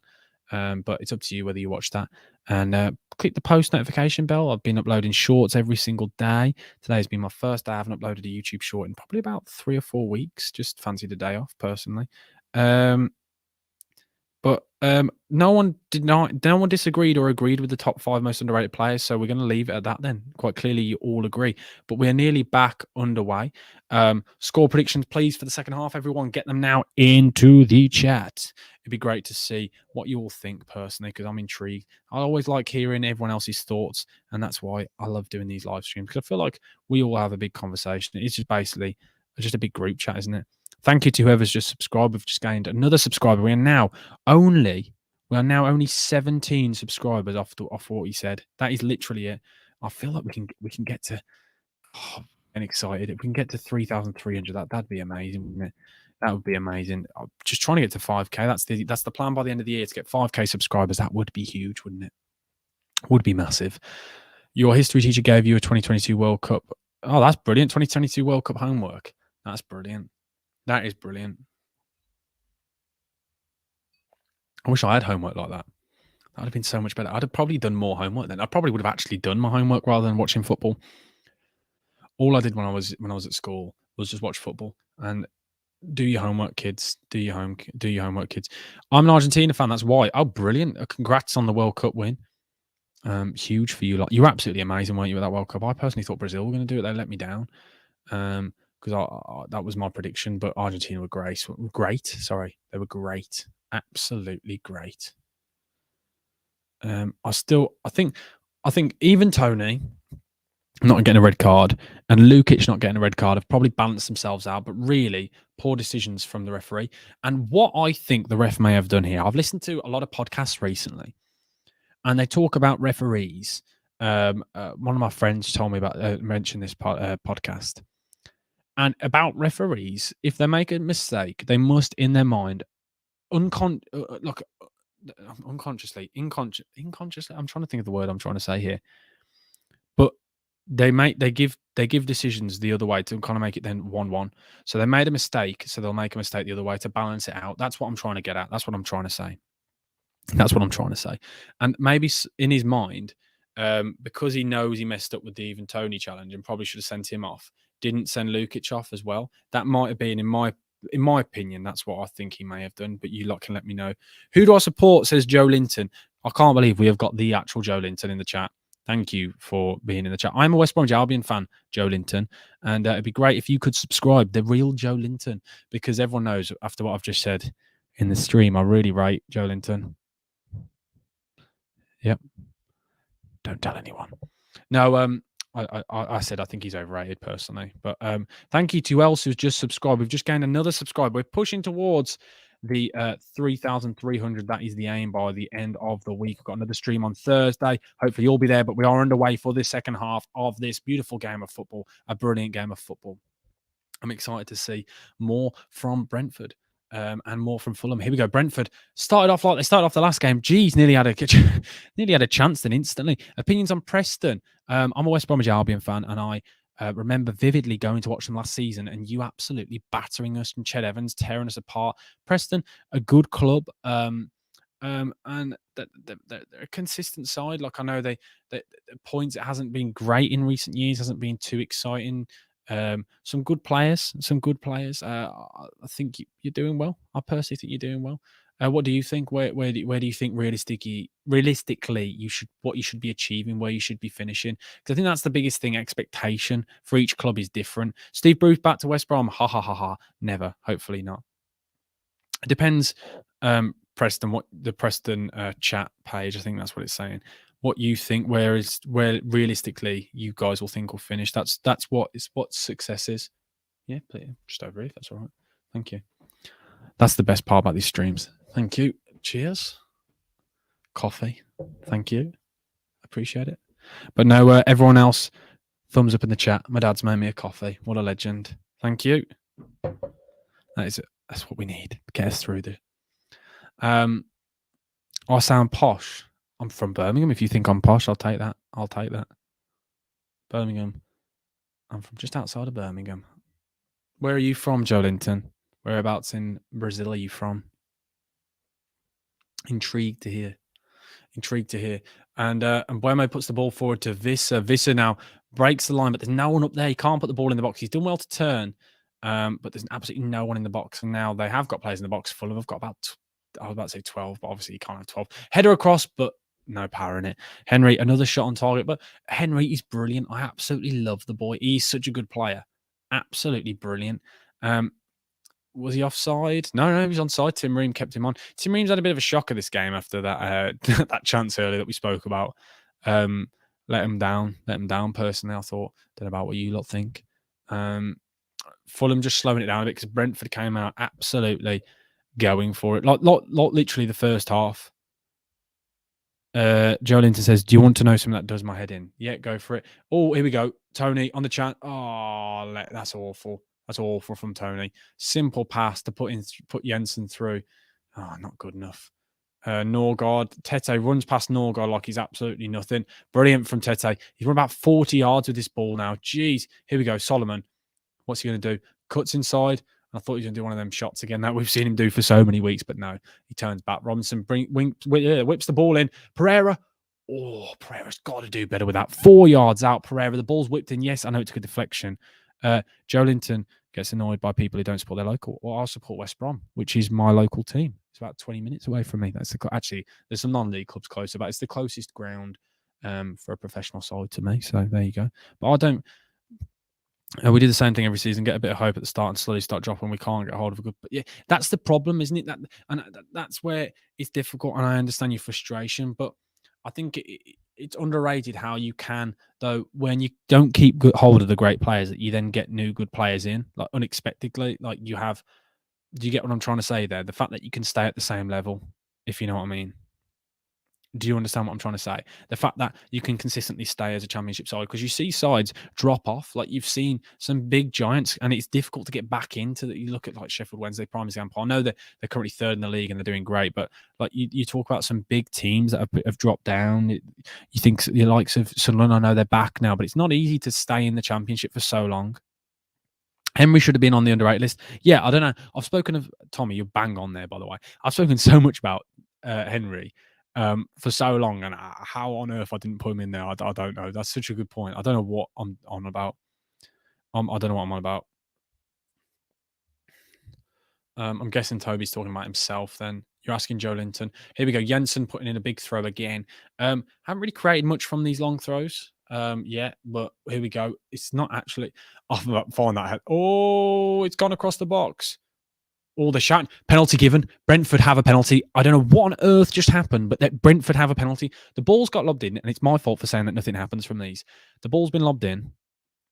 I need to see this back. I don't actually know what's happened here. So the ball's gone in. I've been watching the ball, and somebody else has gone down. Let's watch it. I need to see this back. I was focusing on the ball. I don't know what happened. The referee's given a penalty. Here we go. Here we go. I'm trying to see whether. What? Oh, that's soft. I think Diop's kicked Norgard. Oh yeah, it's soft, but it probably is a penalty. It is a penalty, by the way. Ah, that's awful. So Diop's gone to kick the ball. Norgard's got a touch to it. Yeah, no, it is a penalty. It is a penalty. It's soft, but it is a penalty. So Diop's kicked Norgard as he's flicked it away. So it's currently now a penalty. And we all know who's going to step up and take this. Yep, it is a penalty. Surely they're not looking at this. I don't know what's to look at. I don't know what there is to look at. He simply just kicked the player. Like, he kicked the underside of his boot. He's flicked the ball away. You see it so often. Kind of off topic, but do they sell £2 ice cream? I don't know. I haven't had ice cream in ages. I'm not massive. Someone let him know. Is £2 the price of ice cream? I don't know what's going on. The penalty must surely have been given. Surely they're not still looking at it. Yeah, they've given it. Definitely a penalty. Here we go. So Tony's stepping up to take it. We know exactly what's going to happen with Tony. So it'll take him 4 years to step up and take it. And he's going to put it into the bucket guy. Did you see my comment reply to what? Sorry, I didn't see what you said. Sorry, the comment's gone. Tell me again. Scored all 21 penalties for Brentford. Is this the chance he's going? Is this the penalty he's going to miss? Let us know quickly in the comments. Yes or no. Here we go. He is stepping up, slowly walking. I find it hilarious how slowly. Oh no, he hasn't stopped. Mason's Is it Mason, the referee? Is he about to card the goal? Oh no, he's telling him to stop. He's telling the goalkeeper to stop moving around. Here we go. Here we go. So Tony's about to step up. Oh, slowly walks up. Cool as you like. Bottom corner. Leno tried to stop him, but Tony has placed it away. That, wow. Jeez, what that is. It's great how he does it. And if I'm honest, Brentford have been a better side in this second half. I know Pereira's had a chance, but Brentford have come out like they did in the first half at the start. They've come out fighting, going for it. So, yeah, let us know, guys. What are your score predictions for this? Now, can Fulham get back into the game? Again, I've got some really annoying hairs. Look at that. It's really bugging me in my way. But it's great from Tony how he does that, by the way. It's unreal, isn't it, really, when you actually look at it? He's just stepped up and placed it in the bottom corner. Yeah, there we go. Everyone saying he's not missing. Yeah, I agree. 2-1. Yeah, easy. It is easy when you. The thing is, Leno's even tried to wait and stop it, but Tony's put it like so powerfully into the bottom corner. It's ridiculous. But it's currently 2-1 to Brentford, and Tony giving it the old celebration. He's on fire this season. It's going to be interesting to see what happens with the ban and things. But no matter what, you can say he's had a great season, hasn't he? Huge season, because a lot of players, they struggle to do it the second season, but Tony's not having any trouble with that. He's even scoring more than last season. Do you get it? Even scored more. You like it? I know you support my local, but I'm on about London Man United fans. But the thing is, I personally don't understand why everyone gets so wound up by it. About fans from all over the place. You support who you want to support. I understand. I personally support my local, but if you don't, like, I don't understand the gatekeeping with it within football. Personally, if I'm honest, I'm being honest. I bet Tony's happy he scored. Hey, banter. This will end 3-1 Brentford. A bold prediction, but we like to see it. And yeah, Preston also predict. But do you get what I was trying to say earlier, by the way, about Preston? About it's underrated to be able to stay at that level. I know you're saying that you want to progress and things. I rate the fact that they have been able to stay consistently, and eventually they may be able to improve and push on. But the fact that they've sustained at a level like they have done, cementing themselves as a championship side, it is a penalty. It's soft, it's annoying, but it is a penalty. Would you choose me? Henry or Raya? Choose for you, Henry or Raya for FPL. Oh, Raya probably will get more because I think I'd go Raya. So Tony is now the third top goal scorer in the league. He scored more goals than Rashford this season. How ridiculous is that? And there's another stoppage applied because another pyro has been lobbed on. Because you support your local, that's the whole point. Club represents you and your city. No, I get what you're trying to say, but everyone to their own. Like I don't think we should gatekeep. If you shouldn't be you should be able to support who you want, regardless of where you come from. Because even if you don't live locally, you can still understand it can still be your club. Like if you live abroad and you support clubs from England or wherever you're from, you can still understand. You can still go to games. You can still watch them on the TV. Like I still think you can understand everything about the club. You don't have to be local. Personally, don't know what you lot think. Might annoy you. It's really bad banter from me, wasn't it? Apologies. I'd probably go Raya personally in the fantasy football, by the way, because I think he'll get more save points than the Henry getting like assist points and things. Personally, I don't know about you. They do keep a lot of clean sheets as well, Brentford. I know they haven't now after what I've just said. That is quite funny. I've just talked about them keeping clean sheets and they've conceded as well in this game. But it's currently 2-1 to Brentford. Tony's been great this game, by the way. I think he's been absolutely great. It's been great. The only thing that annoyed me is still when he tried to flick his bum at it. Joelinton, no club would be as big as they are if they're only local support. Yeah, exactly. I agree. I think it talks about the size of a club. The reason why you get, like, I know that the whole thing about Man United and fans being in London and things like that, but it's because of the sheer size of the club, it's the brand. But everyone's their own. I don't you support who you want. You do you, guys. You do you. But thank you to everyone who subscribed. We're currently only 16 away from hitting that elusive number of 3,300 subscribers, which is the goal by the end of the week. That is the plan. and hopefully I'll see everyone in the stream on Thursday for the Europa League clash. It should be a good game. Mitrovic, I don't know what's going on. Why Mitrovic today is playing as like a number 10. He's taken the ball inside his own half there. He's deeper than the midfielders getting the ball. I understand. I get it, but England is a footballing nation, in my opinion. I understand someone from Bulgaria feel it's more pure to support you. Yeah, I think it's everyone's their own. Like home record this season, Brentford, 12 games, 6 wins, 5 draws, and 1 loss. It's a fortress, isn't it?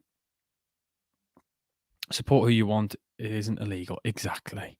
I know, but a lot of people get really annoyed when you say stuff like that. So I was just being careful. You get what I was trying to say. Just support who you want. It doesn't really matter at the end of the day where you are from or anything like that, in my opinion.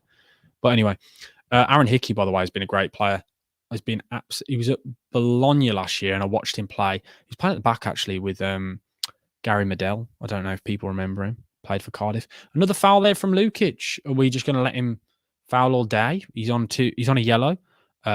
Probably should have had a second yellow, but the referee just letting him go. He can keep fouling. You at the game on Thursday. Unreal. Rate that from you. Should be a cracker. Poor from you for not coming in the live stream. No, I'm only joking. I don't mind it, to be honest. Just my preference. Yeah, I get you.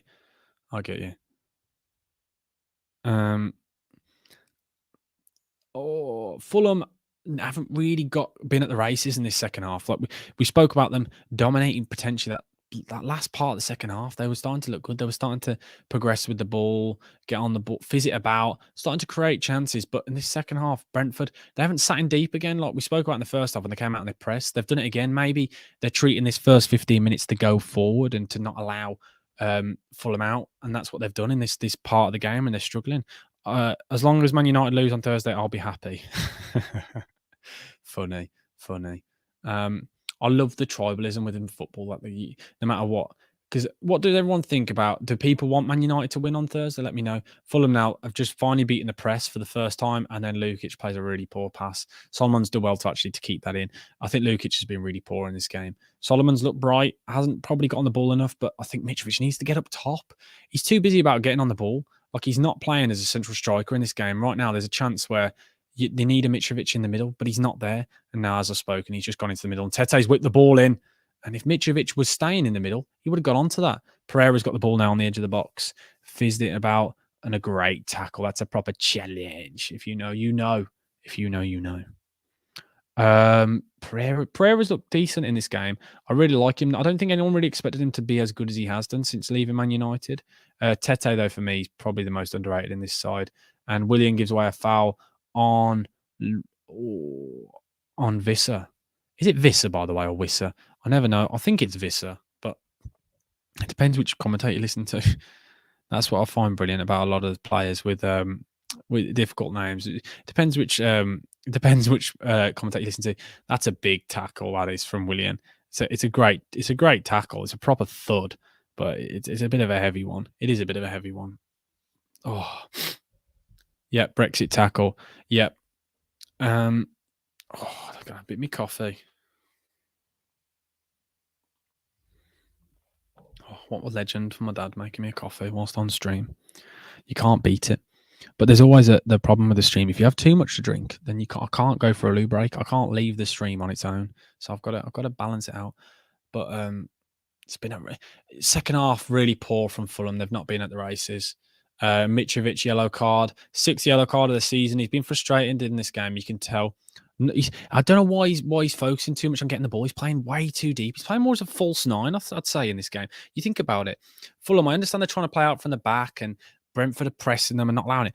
Occasionally, rather than just trying out to just pass it around the back, just knock it long a bit, hold the ball up, get players around him. Thoughts on Sunderland, Sam? Really great club, great fans. I watched them play Shrewsbury last season at Shrewsbury. And it was a 1-1 draw, I think. Great game of football. And they've been really good this season. I really enjoyed watching them play. I really like Clark on the wing. I think he's a really good player. I really enjoyed watching, really enjoyed Sunderland playing. I think they've shocked a lot of people. Don't think anyone expected them really to we people said, "Oh, playoffs and things." I don't think anyone really thought they'd be in and around as much as they have done and played as good a football as they would. But it's Tony Mowbray, ex West Brom manager. I know a long time ago, one of the managers. He was great at the Albion back in the day, and he left for Celtic. Oh, Jesus, a long time ago. But no, I really like him as a manager. I really rate him. He did good things at Blackburn. Um, yeah, good manager, a great manager, especially as well on a budget. And I think Sunderland are a good side. They play nice football. I think that's the thing I like about them most personally, and a great fan base. But yeah, I like them as a club. I would say, what are your thoughts on Sunderland? But I can see by your profile photo you're a Sunderland fan, so that'd be a ridiculous question. Fulham beat the press finally again. Tete has been absolutely great in this game.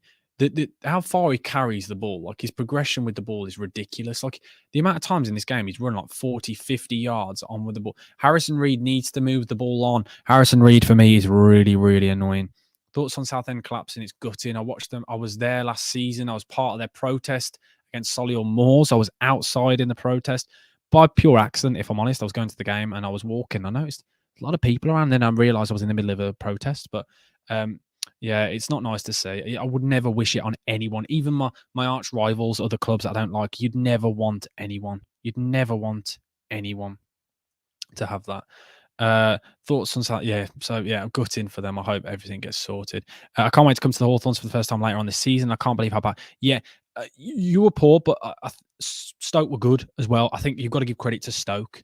And I have to admit, I rated Dwight. Oh my word, Willian.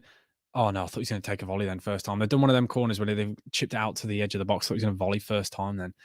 But Fulham with the ball in. Here we go. Oh, good header out. Great header out. But this is a bit of possession now, and creating a couple of chances here. Isolating wingers. That's what we've spoken about. Harrison Reed gets the ball. Lukic shoots from distance, and it's over the bar. But Fulham, there we go. That's the first bit of spell. Hawthorns isn't a great ground. Just pre-warning you, don't get too excited. Don't expect too much. It's nothing like your ground. Nothing like your ground. But no, it should be an interesting game. But I think a lot of the credit has got to go to Stoke, not just you lot having a bad game. I think Stoke had a great game as well, finally clicking with some of the players that they've got. But no, it wasn't ideal. But you can have off days like every club has. You've had a great season. I think overachieving personally. So you've had a good season. Come on, Fulham, says Brain. Yeah, they're starting to slowly get into this a bit more slowly. There's been a head injury now. Visser and Tete have collided there. So a little stoppage in play whilst those two players get looked at. If you want to ask any questions, let's have any debates that you want. We've all discussed our top four. We've discussed the relegation zone. We've discussed underrated players. Who do we think then is going to get the Europa League spot and the Europa Conference League spot? Let me know in the comments. Really, you've heard the atmosphere is great at the Albion. It is. It has been recently. It's not well known for it, but it can turn. It can go back. I'm not saying it's a. I'm saying like the pure size of the stadium and the actual infrastructure of a stadium. Like it's not the biggest. It's not the greatest. It's not a bad stadium. It just needs. I think it needs a little bit TLC personally, but I do like it. I do like it. Oh, I rate that. I like the fact that you lot are saying the Albion are good because it usually gets bantered. It might be just me getting used to the banter that I get about West Brom having a bad atmosphere. It might just be me. It might just be me. But now the atmosphere's good. To be fair, it's not. It's just. I just wish that I want the stadium to be a TLC. It just needs a little bit of 10-11 care. Neymar out to the end of the season. That's his career done. I want a career done. When you say his career's done, what do you mean by his career being done? Chelsea will get none. I can't. Yeah, but you never know. Chelsea, it could click because they have got some good players. Like could you imagine? Imagine that if they go on a run now. Graham Potter shushing all of the haters up. Bottleham, Newcastle, and Brighton to get Europe in that order as well. Brighton, jeez, it's mad, isn't it? They lose Potter and everyone and Kukurea, and they thought everything was going to go to pot, and they've just got so much better. His injuries, he's been injured for. I have to admit, the reason why he does get injured a lot of the time though is because of the challenges that go in on him. Like it is ridiculous. He gets absolutely mauled by challenges. It's ridiculous.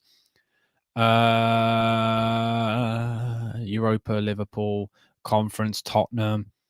That's bold. That is, by the way, for Liverpool to leapfrog Tottenham. Tottenham currently fourth, I think we spoke about earlier. Tottenham have to give the Europa League to Man United. Oh, as in to win the title. as in to win rather than qualify. Surely you're not saying United to get Europa League football. Surely you're saying to win. Surely or not? You might tell me different. You might tell me different. I just want to say a massive thank you, by the way, it's the first live stream we've done in months. Like we're back doing the live streams, and I really appreciate the amount of people in here. We've consistently had over 20 viewers in the stream. Like I just want to say a massive thank you. There's still a break in play. Tete has cut his head open, so they're just putting some little plasters on to sort him out. Yeah, I thought you were saying to win. I was about to say, and the game is back underway. By the way, oh, that coffee's good. That's exactly what I needed. But Fulham, impressed. There we go. They actually went long there, but they're not hitting Mitrovic. Why? When you've got a player like Mitrovic up top, would you go long and try and pass it to Solomon? Someone please explain that to me. And then Buemo's whipped the ball in now, and it's a good header away from Tim Ream. And Willian, who's currently playing as a bit of like a right wing back at the moment, so deep in his own half. Ball's gone up forward, and Mitrovic nowhere near again. Here we go. Mitrovic, there we go. Did his hold up play like we spoke about, and Willian slows it down. Drive with the ball. It's drive with the ball. You don't turn back inside. You move on for Harrison Reed for me just slows the game down. I think you can tell he really winds me up as a footballer person. I just don't get what he does in this side. Just slows it down way too much. Oh, but here we go. Solomon's got the ball now. Pereira back to Rob. So this is what Fulham needed, like a bit of possession. Start moving it about a bit faster. That's what they need. Defenders driving the ball, pulling players out of position. And there we go. They've knocked it up to Mitrovic, and Mitrovic loses it. Mitrovic loses it. Literally what we spoke about, knocking it up to him, and then he loses it. Maybe they should just ignore me. Maybe I don't know what I'm talking about. Now I do. You know me. Thank you to everyone who's liked and subscribed. If you haven't already, please do smash the like button and please do subscribe. And here we go. Counter attack. Tony, there's no one with him. Tony shoots from distance. Has he just lobbed Leno? Oh my word. Wow. Okay, he's hit the roof of the net. Tony has just tried to chip the keeper from about 40 yards. Like, that is ridiculous. Maybe even more than that. Is he just down the edge of his... Let's see how far away he is. Tell a lie. He's just inside the Fulham half. And he tries to lob Leno because Leno's off his line. Leno most likely looks like he would have got back in time. But he's tried it. And I rate the confidence. Leno is running back towards his goal. And then you can see Leno judges it well and lets it go over the bar. Jeez, could you imagine that would have been an absolute scream? I love those kind of goals. It's brilliant. Mitrovic there takes the ball again inside his own half. Why is he doing it? I don't understand. Is it frustration that he wants to get to the ball? Oh, what a great tackle from Norgard, by the way. I just don't get it. Is it frustration? I don't know. Champions League, Liverpool, as in to get to the Champions League. Lewis 7 winger. I haven't seen you in the chat so far, Lewis. Great to see you talking. Are you saying to get fourth place? Is that what you're saying? Or are you saying that they'll win the Champions League? Surely you're not saying win the Champions League. You think they're going to come back against Real Madrid? I rate it if you do. Rate the confidence. Thank you to whoever's just subscribed. Another subscriber. We're only 15 away from that 3,300. Do you know what? We can do it. We're on the push, the final charge. I rate it. Thank you lot for all subscribing and doing your thing. It is much appreciated. Thank you. But we're pushing on forward, pushing on. That's what we're doing. We're pushing on. And Tony's got the ball now. And okay. Henry's got the ball now. He's just about kept it in. Ball whipped in first time. Annoying. Nothing more frustrating than a cross that goes out of play. An overhit. Just frustrating. But I can't believe Tony's tried that.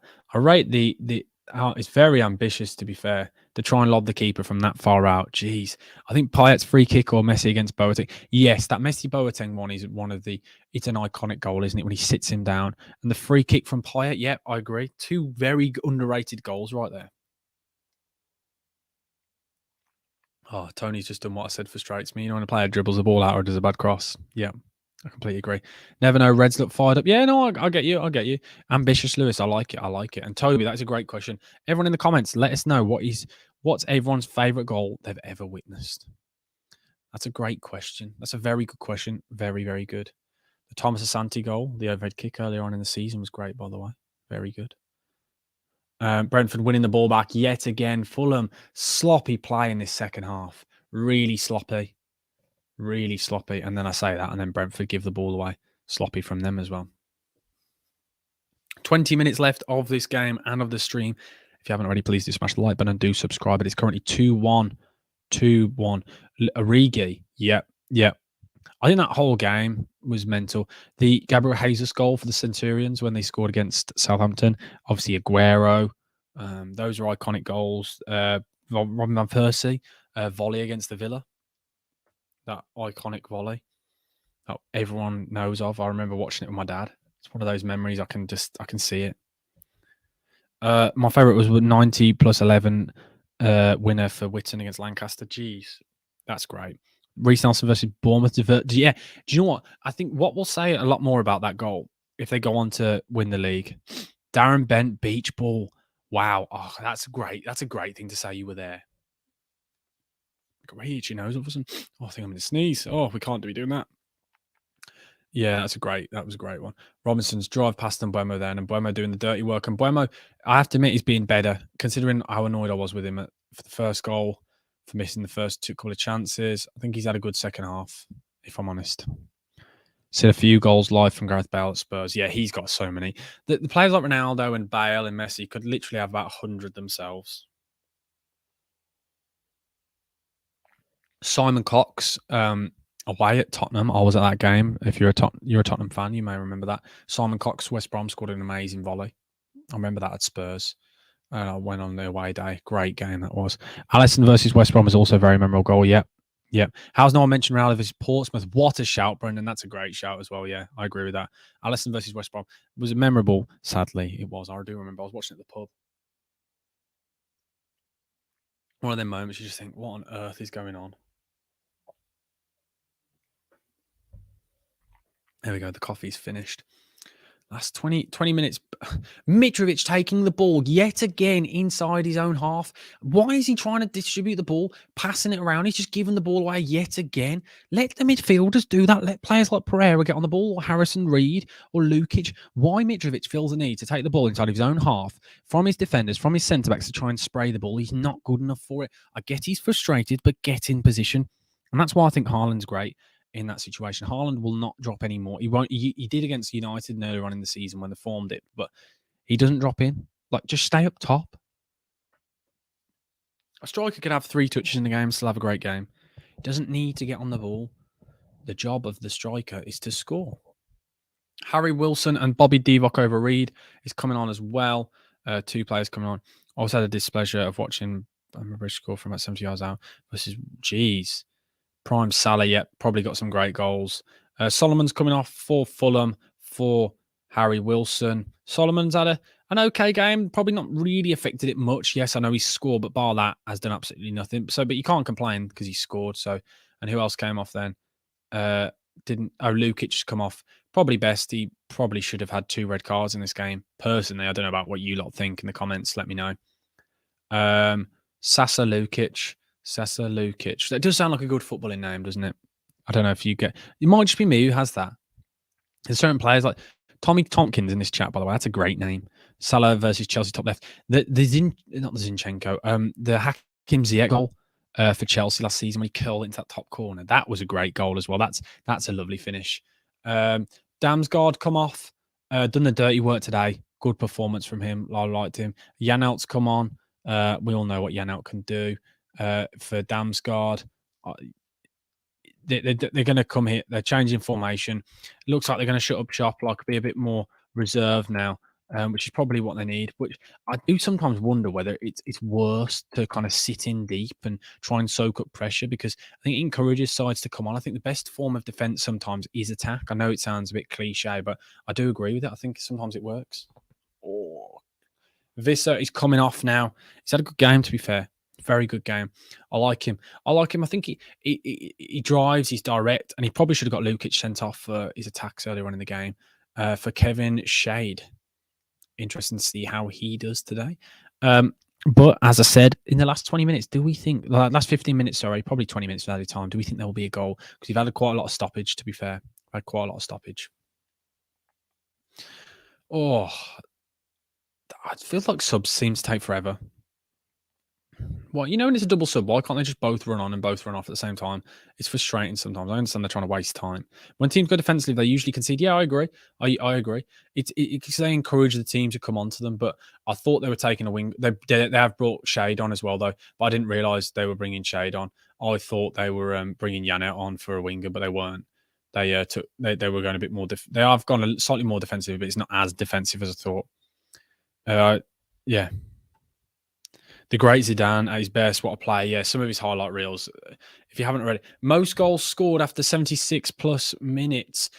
Fulham and Brentford both up in the top 4 for that. So that's quite interesting.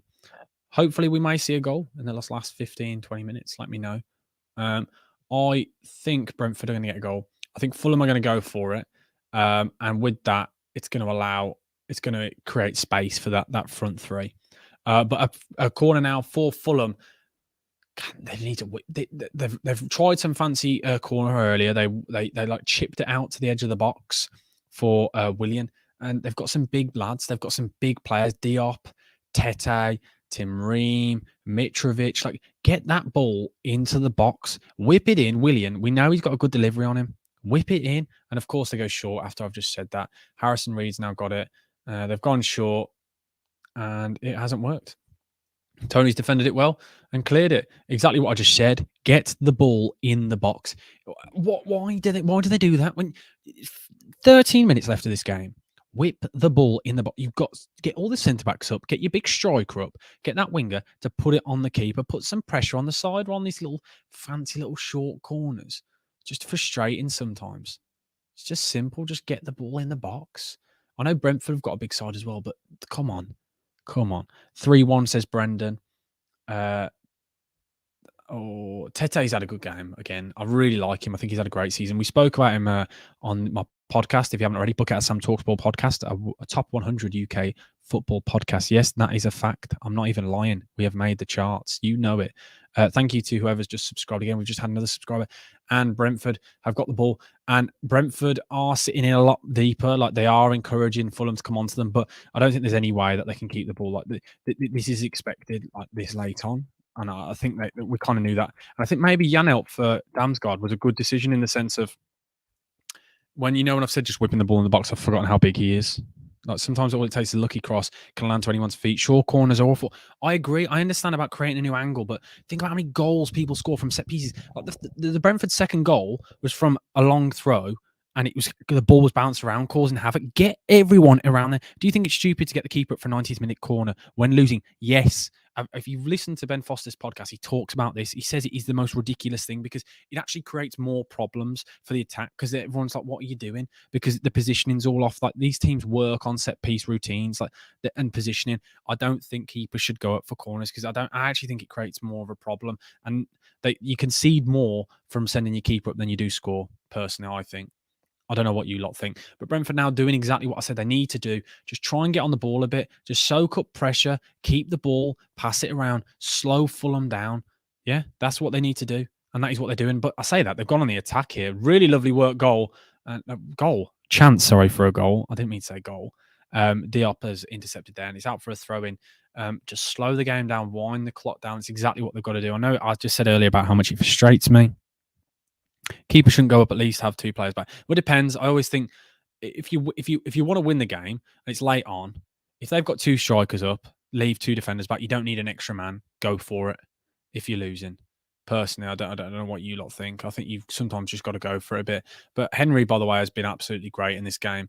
And has it gone out for a corner? No, I thought it had done. Nearly did.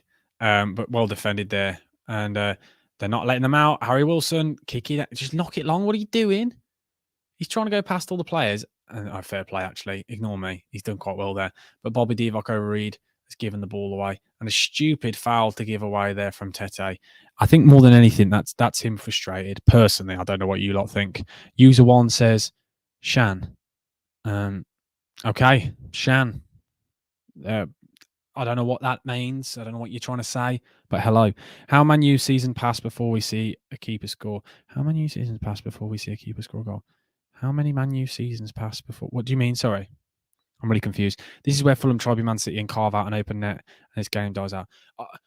just get the ball. They've got Mitrovic. I don't understand why they're trying to like do this fancy play. Sometimes just knock it long, get the ball up, or be a bit more direct. Not even kicking it long. Like be direct, be fast passing, work through the thirds. Fizz the ball into the midfield, then push it onto the wingers. Get your wingers to drive at defenders. Isolate players. That's where you create chances. Not passing it around the back in this situation and then going backwards and then going forwards and then backwards and forwards and backwards. It's just get it up.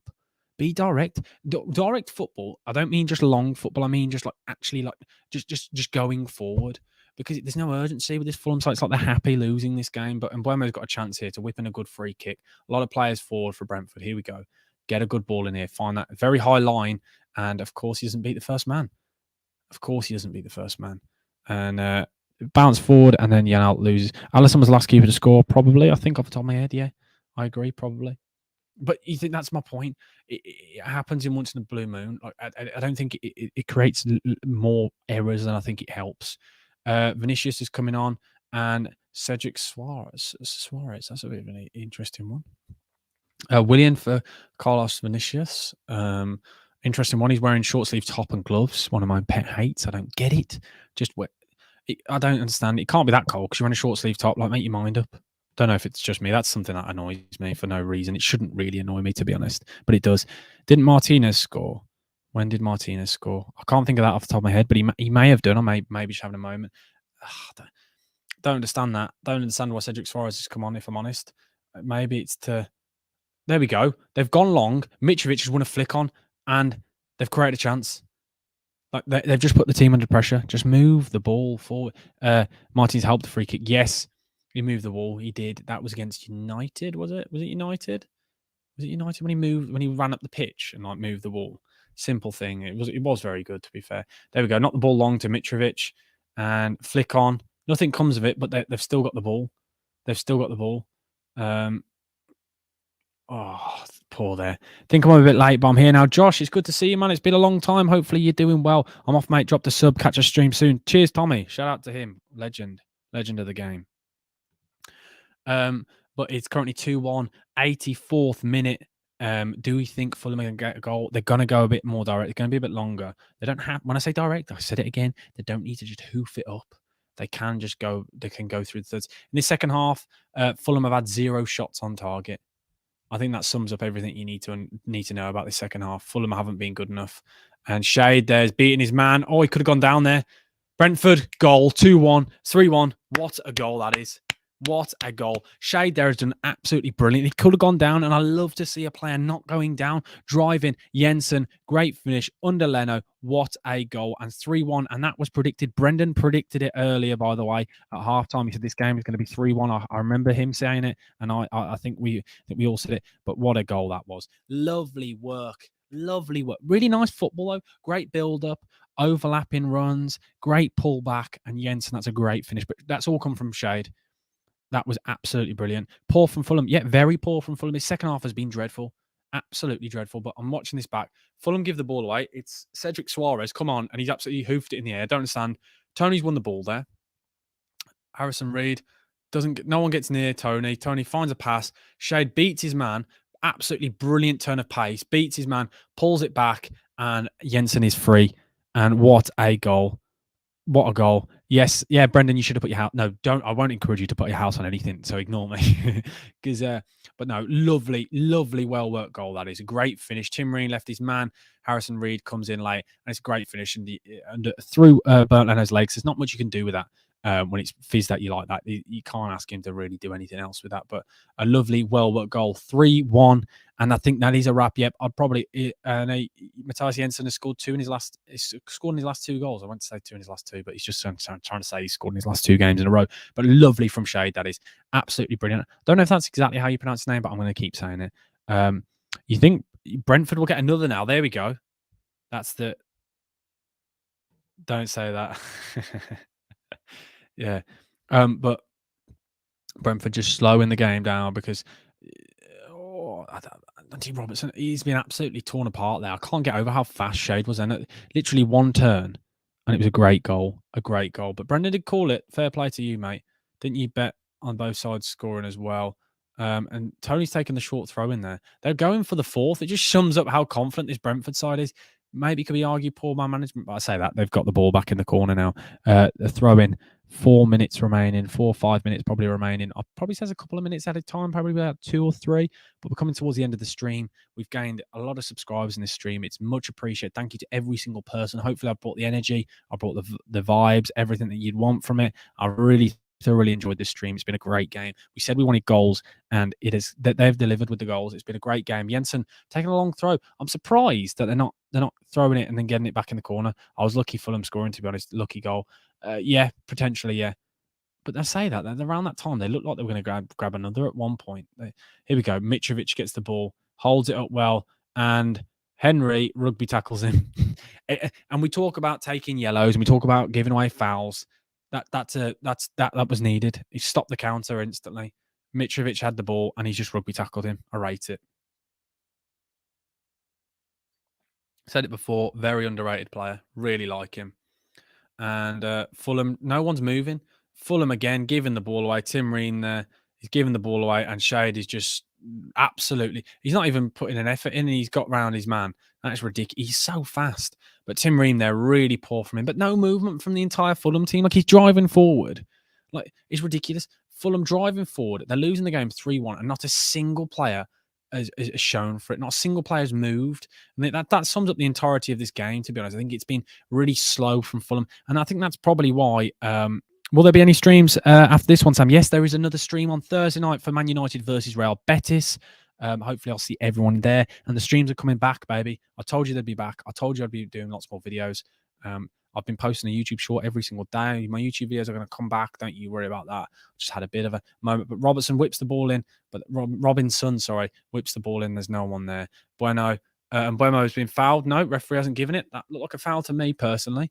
But referee doesn't give it. At first, I wasn't sure about Nunes, but recently he's been on absolute smoke, and I would rather have him than Haaland because Darwin fits more in a play.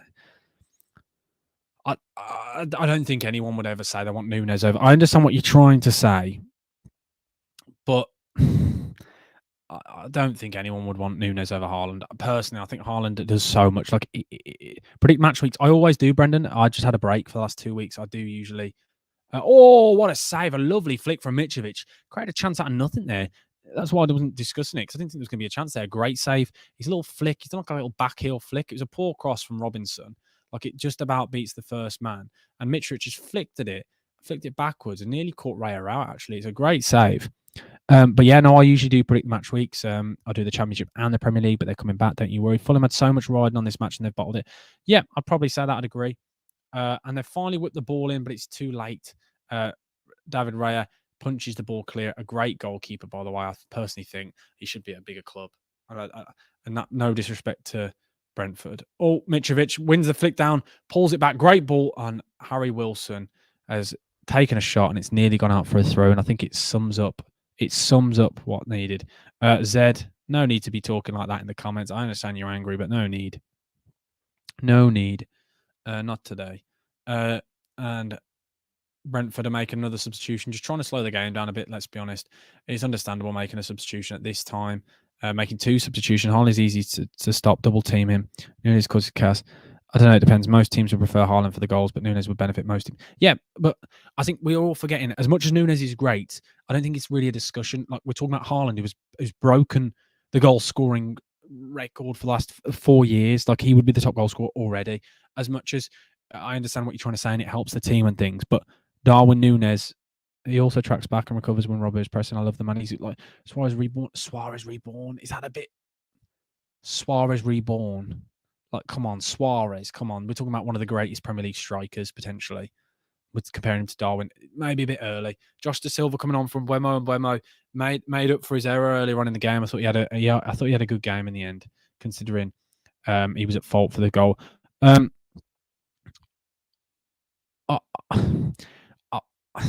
feel like we're potentially forgetting how good Haaland is, and I think I understand the narrative of he may be hurting City, like they're not playing as well. But I think saying that Darwin Nunes you'd prefer in your team, I think is ridiculous from anyone saying that.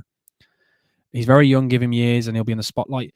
Haaland is very young as well. Remember, like I understand Nunes is younger, like I get that, but I do think that is ridiculous. Harry Wilson's just kicked out at Tony then off the ball. Be interested to see if VAR looks at that. Probably most likely won't. I do genuinely think though that's probably a bit of a. I think it might be a bit full on. I understand he's playing well. I understand he's doing better, but I think potentially we might be over Haaland is probably a bit ridiculous because the only way to win football is to score goals. I understand they're different players. Yeah, no, I definitely agree. But you've said you prefer him. You compared the two, not me. If you know what I mean. I'm just reacting to what you've said. Darwin Núñez is a great player. I like him. He's shut me up as well. I thought he had really poor start to the season. I thought no way is he good enough, but then he is slowly coming to his own, starting to look like a great player. Harrison Reed giving the ball away again. Fulham so sloppy trying to pass out. Josh Da Silva, awful touch. Tim Ream defends well, very well. Oh no, never mind. Tim Ream giving the ball away. What? I don't understand what he's doing. I don't understand what he's doing. I don't understand what he's doing there. No, but I understand what you're trying to say. Darwin Núñez is a good player, and we said he's probably underrated right now. Probably is underrated, but I think to compare him to Haaland is, to get what I'm trying to say, it's a bit. Ugh. But no, as I've said though, it is currently we're in added time. There's 8 minutes added time, by the way. So we've got another 6 minutes left of football. If you haven't already, please do smash the like button and subscribe if you haven't, because I really appreciate everyone who's been in this stream. It's been a really, really good stream. Really good conversation in the comments today. Some interesting debates. Haaland is on Mbappe level. Núñez is not. Yeah, I'd agree with that. But I understand Mbappe for me. I'd always pick Mbappe over Haaland because I think Mbappe does exactly what Haaland does with the goals, but then has everything else that you'd want from a footballer. I think Mbappe right now is the best player on the planet, personally. And I personally think he should have won World's Best Player of the Year. The best player of the year, sorry. But I do think Núñez is improving. I think Núñez is he's actually having a very good season. When you look at his goals, like it's actually quite a good season.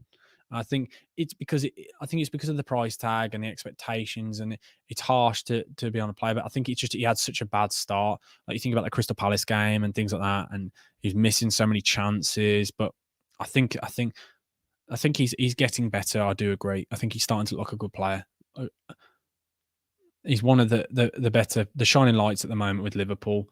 He's having a good purple patch. He's starting to look a decent player. Harrison Reed shoots from distance. Good shot, actually, to be fair.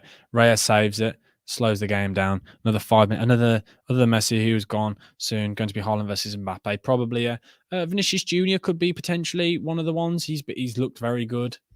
He's a very good player.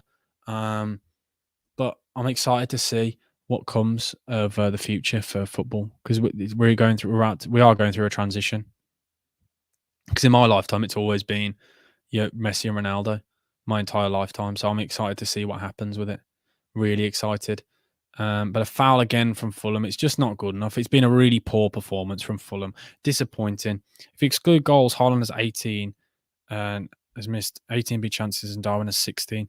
But that is also because I don't think that's a bad stat though, personally, because Haaland has also scored more than Darwin Núñez. So I don't. When you actually compare, if you can't really exclude goals in a discussion about forwards when we're talking about goals, because if you say he's missed 18 big chances, he's also scored, is it 26? Whereas Núñez has scored probably around 9 or 10, maybe. No, he's probably not even got 9 or 10 in the league. Maybe around about that much. So I personally don't think you can. The reason what Henry there, brilliant. Rico Henry, wow, brilliant. Tracking back there. Bearing in mind, he's played the entire game. Harry Wilson's just come on. He's got straight onto it. He's got straight back onto it. But Fulham is just not good enough there. Again, you bring on players to try and impact the game. And Harry Wilson's looked really poor since he's come on.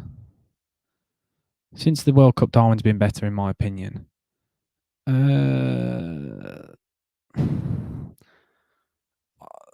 Yeah, there could be an argument for that. It just depends. But I get what you're trying to say. He's been good since the World Cup. Don't get me wrong. Liverpool are struggling. If he scored those, you'd be top 4. The World Cup, Darwin Núñez has been very good, and Haaland hasn't been up to his earlier standards, but he still has scored 26 goals, and it's not the end of the season. Like, it's ridiculous. When you actually think about the number and the fact that we're discussing that, the fact that there could be other players that were best player of the season, Suarez has whipped the ball in. Cedric Suarez has been awful since he's come on. I do not get that change, by the way. I really don't understand that change. The scene is next England manager will be Marco Bielsa. No, no way. Absolutely no chance. There's no chance. No chance. Man of the match was given to even Tony. 1 goal, 4 shots, 27 passes, and he's won back possession in the final third 3 times.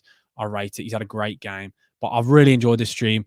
Love the debate, by the way, Lewis. I think it is an interesting one. I like it. I like it. I like it. I love the fact when people bring in opinions like this and it gets us all to discuss things. I love it. It's been a really good stream. Spencer, really appreciate you coming in. Josh, everyone, Zed, every single person in here, by the way, I appreciate you all. It's been a really good stream. Thank you, everyone. And there's only there's probably about a minute left. Eddie Howe should be England next manager. There's an argument potentially. Mark my words, if England get Marco Bielsa before the World Cup 2026, we will win the World Cup. We'll also concede 10 million goals. I don't think his style of play and the way he drills players, I don't think it could work right now at international. I know it has done in the past, but I don't think it could now. Personally, I don't think it would work. Class stream, I'll be back. Preston, I love that. Do I rate Mudryk? Now, this is a really interesting one. He's one of those players that I don't know if it's too early yet. We've seen glimpses. I don't think it helps he's in a really struggling Chelsea side, but we've seen glimpses of brilliance, but we've also seen glimpses of absolutely nothingness. So, like, I'm excited to see him. He's one of those players that really intrigues me. So that's all I'm saying yet. It's probably too early because we haven't seen enough of him yet. And we've seen him in a really struggling side. So it's very difficult for him to shine. Like, really difficult. So we'll wait and see. But obviously, he's got to be pretty decent for Arsenal and Chelsea to both bid so much money. Pereira shoots from distance. Save from Raya. Oh, my word. Is that 2-2? 3-2. Vinicius goal. 3-2. Where on earth has that just come from? 3-2. What? Again, we talk about following in for goals. It's the basics. Where on earth does that come from? So, shot from distance, a really poor clearance from Pinnock. Pereira gets the ball. No one closes him down. Convinces him to shoot. Shoots. Raya probably should have done better. And doesn't follow his man. Pinnock doesn't follow his man. So Pinnock, poor clearance. The shot goes in. And it's simple again, yet again from Brentford. Lazy defending. And Vinicius has done well there. It is currently 3-2. Where on earth that just came from? The shot from Pereira is probably about 30, maybe 35 yards out. Awful, really. But that is it. Full time. Really sloppy from Brentford at the end there. That came from absolutely nowhere. It's a shout. Eddie Howe has the same problem as Southgate. No experience in winning major trophies on the big stage. He's young, but he's totally. Yes, that is perfect, Lewis. I completely agree on that. Exactly. Mudryk hasn't proved anything yet. One side step into the box and run into the byline with no support makes him insane. He's played like 30. Yeah, that's what I'm saying. So I've seen glimpses of it. That's it. Sean Dyche's top 3 English managers right now. Oh, that's an interesting one. But I want to say a massive thank you to every single person who's been in this stream. Lots of YouTube content coming your way all week. And there'll be another live stream on Thursday. Hopefully, I'll see you all there. Thank you. If you haven't already, please do smash the like button and do subscribe. All of my socials, search Book Out Sam, whether it's on Twitter, TikTok, Instagram, everywhere. Loads of things. And I will see everyone hopefully on Thursday night for more football debates. But I just want to say again, a massive thank you to everyone who's been in here. What a game of football. Brentford 3, Fulham 2. Book Out Sam, over and out. Thank you again, guys.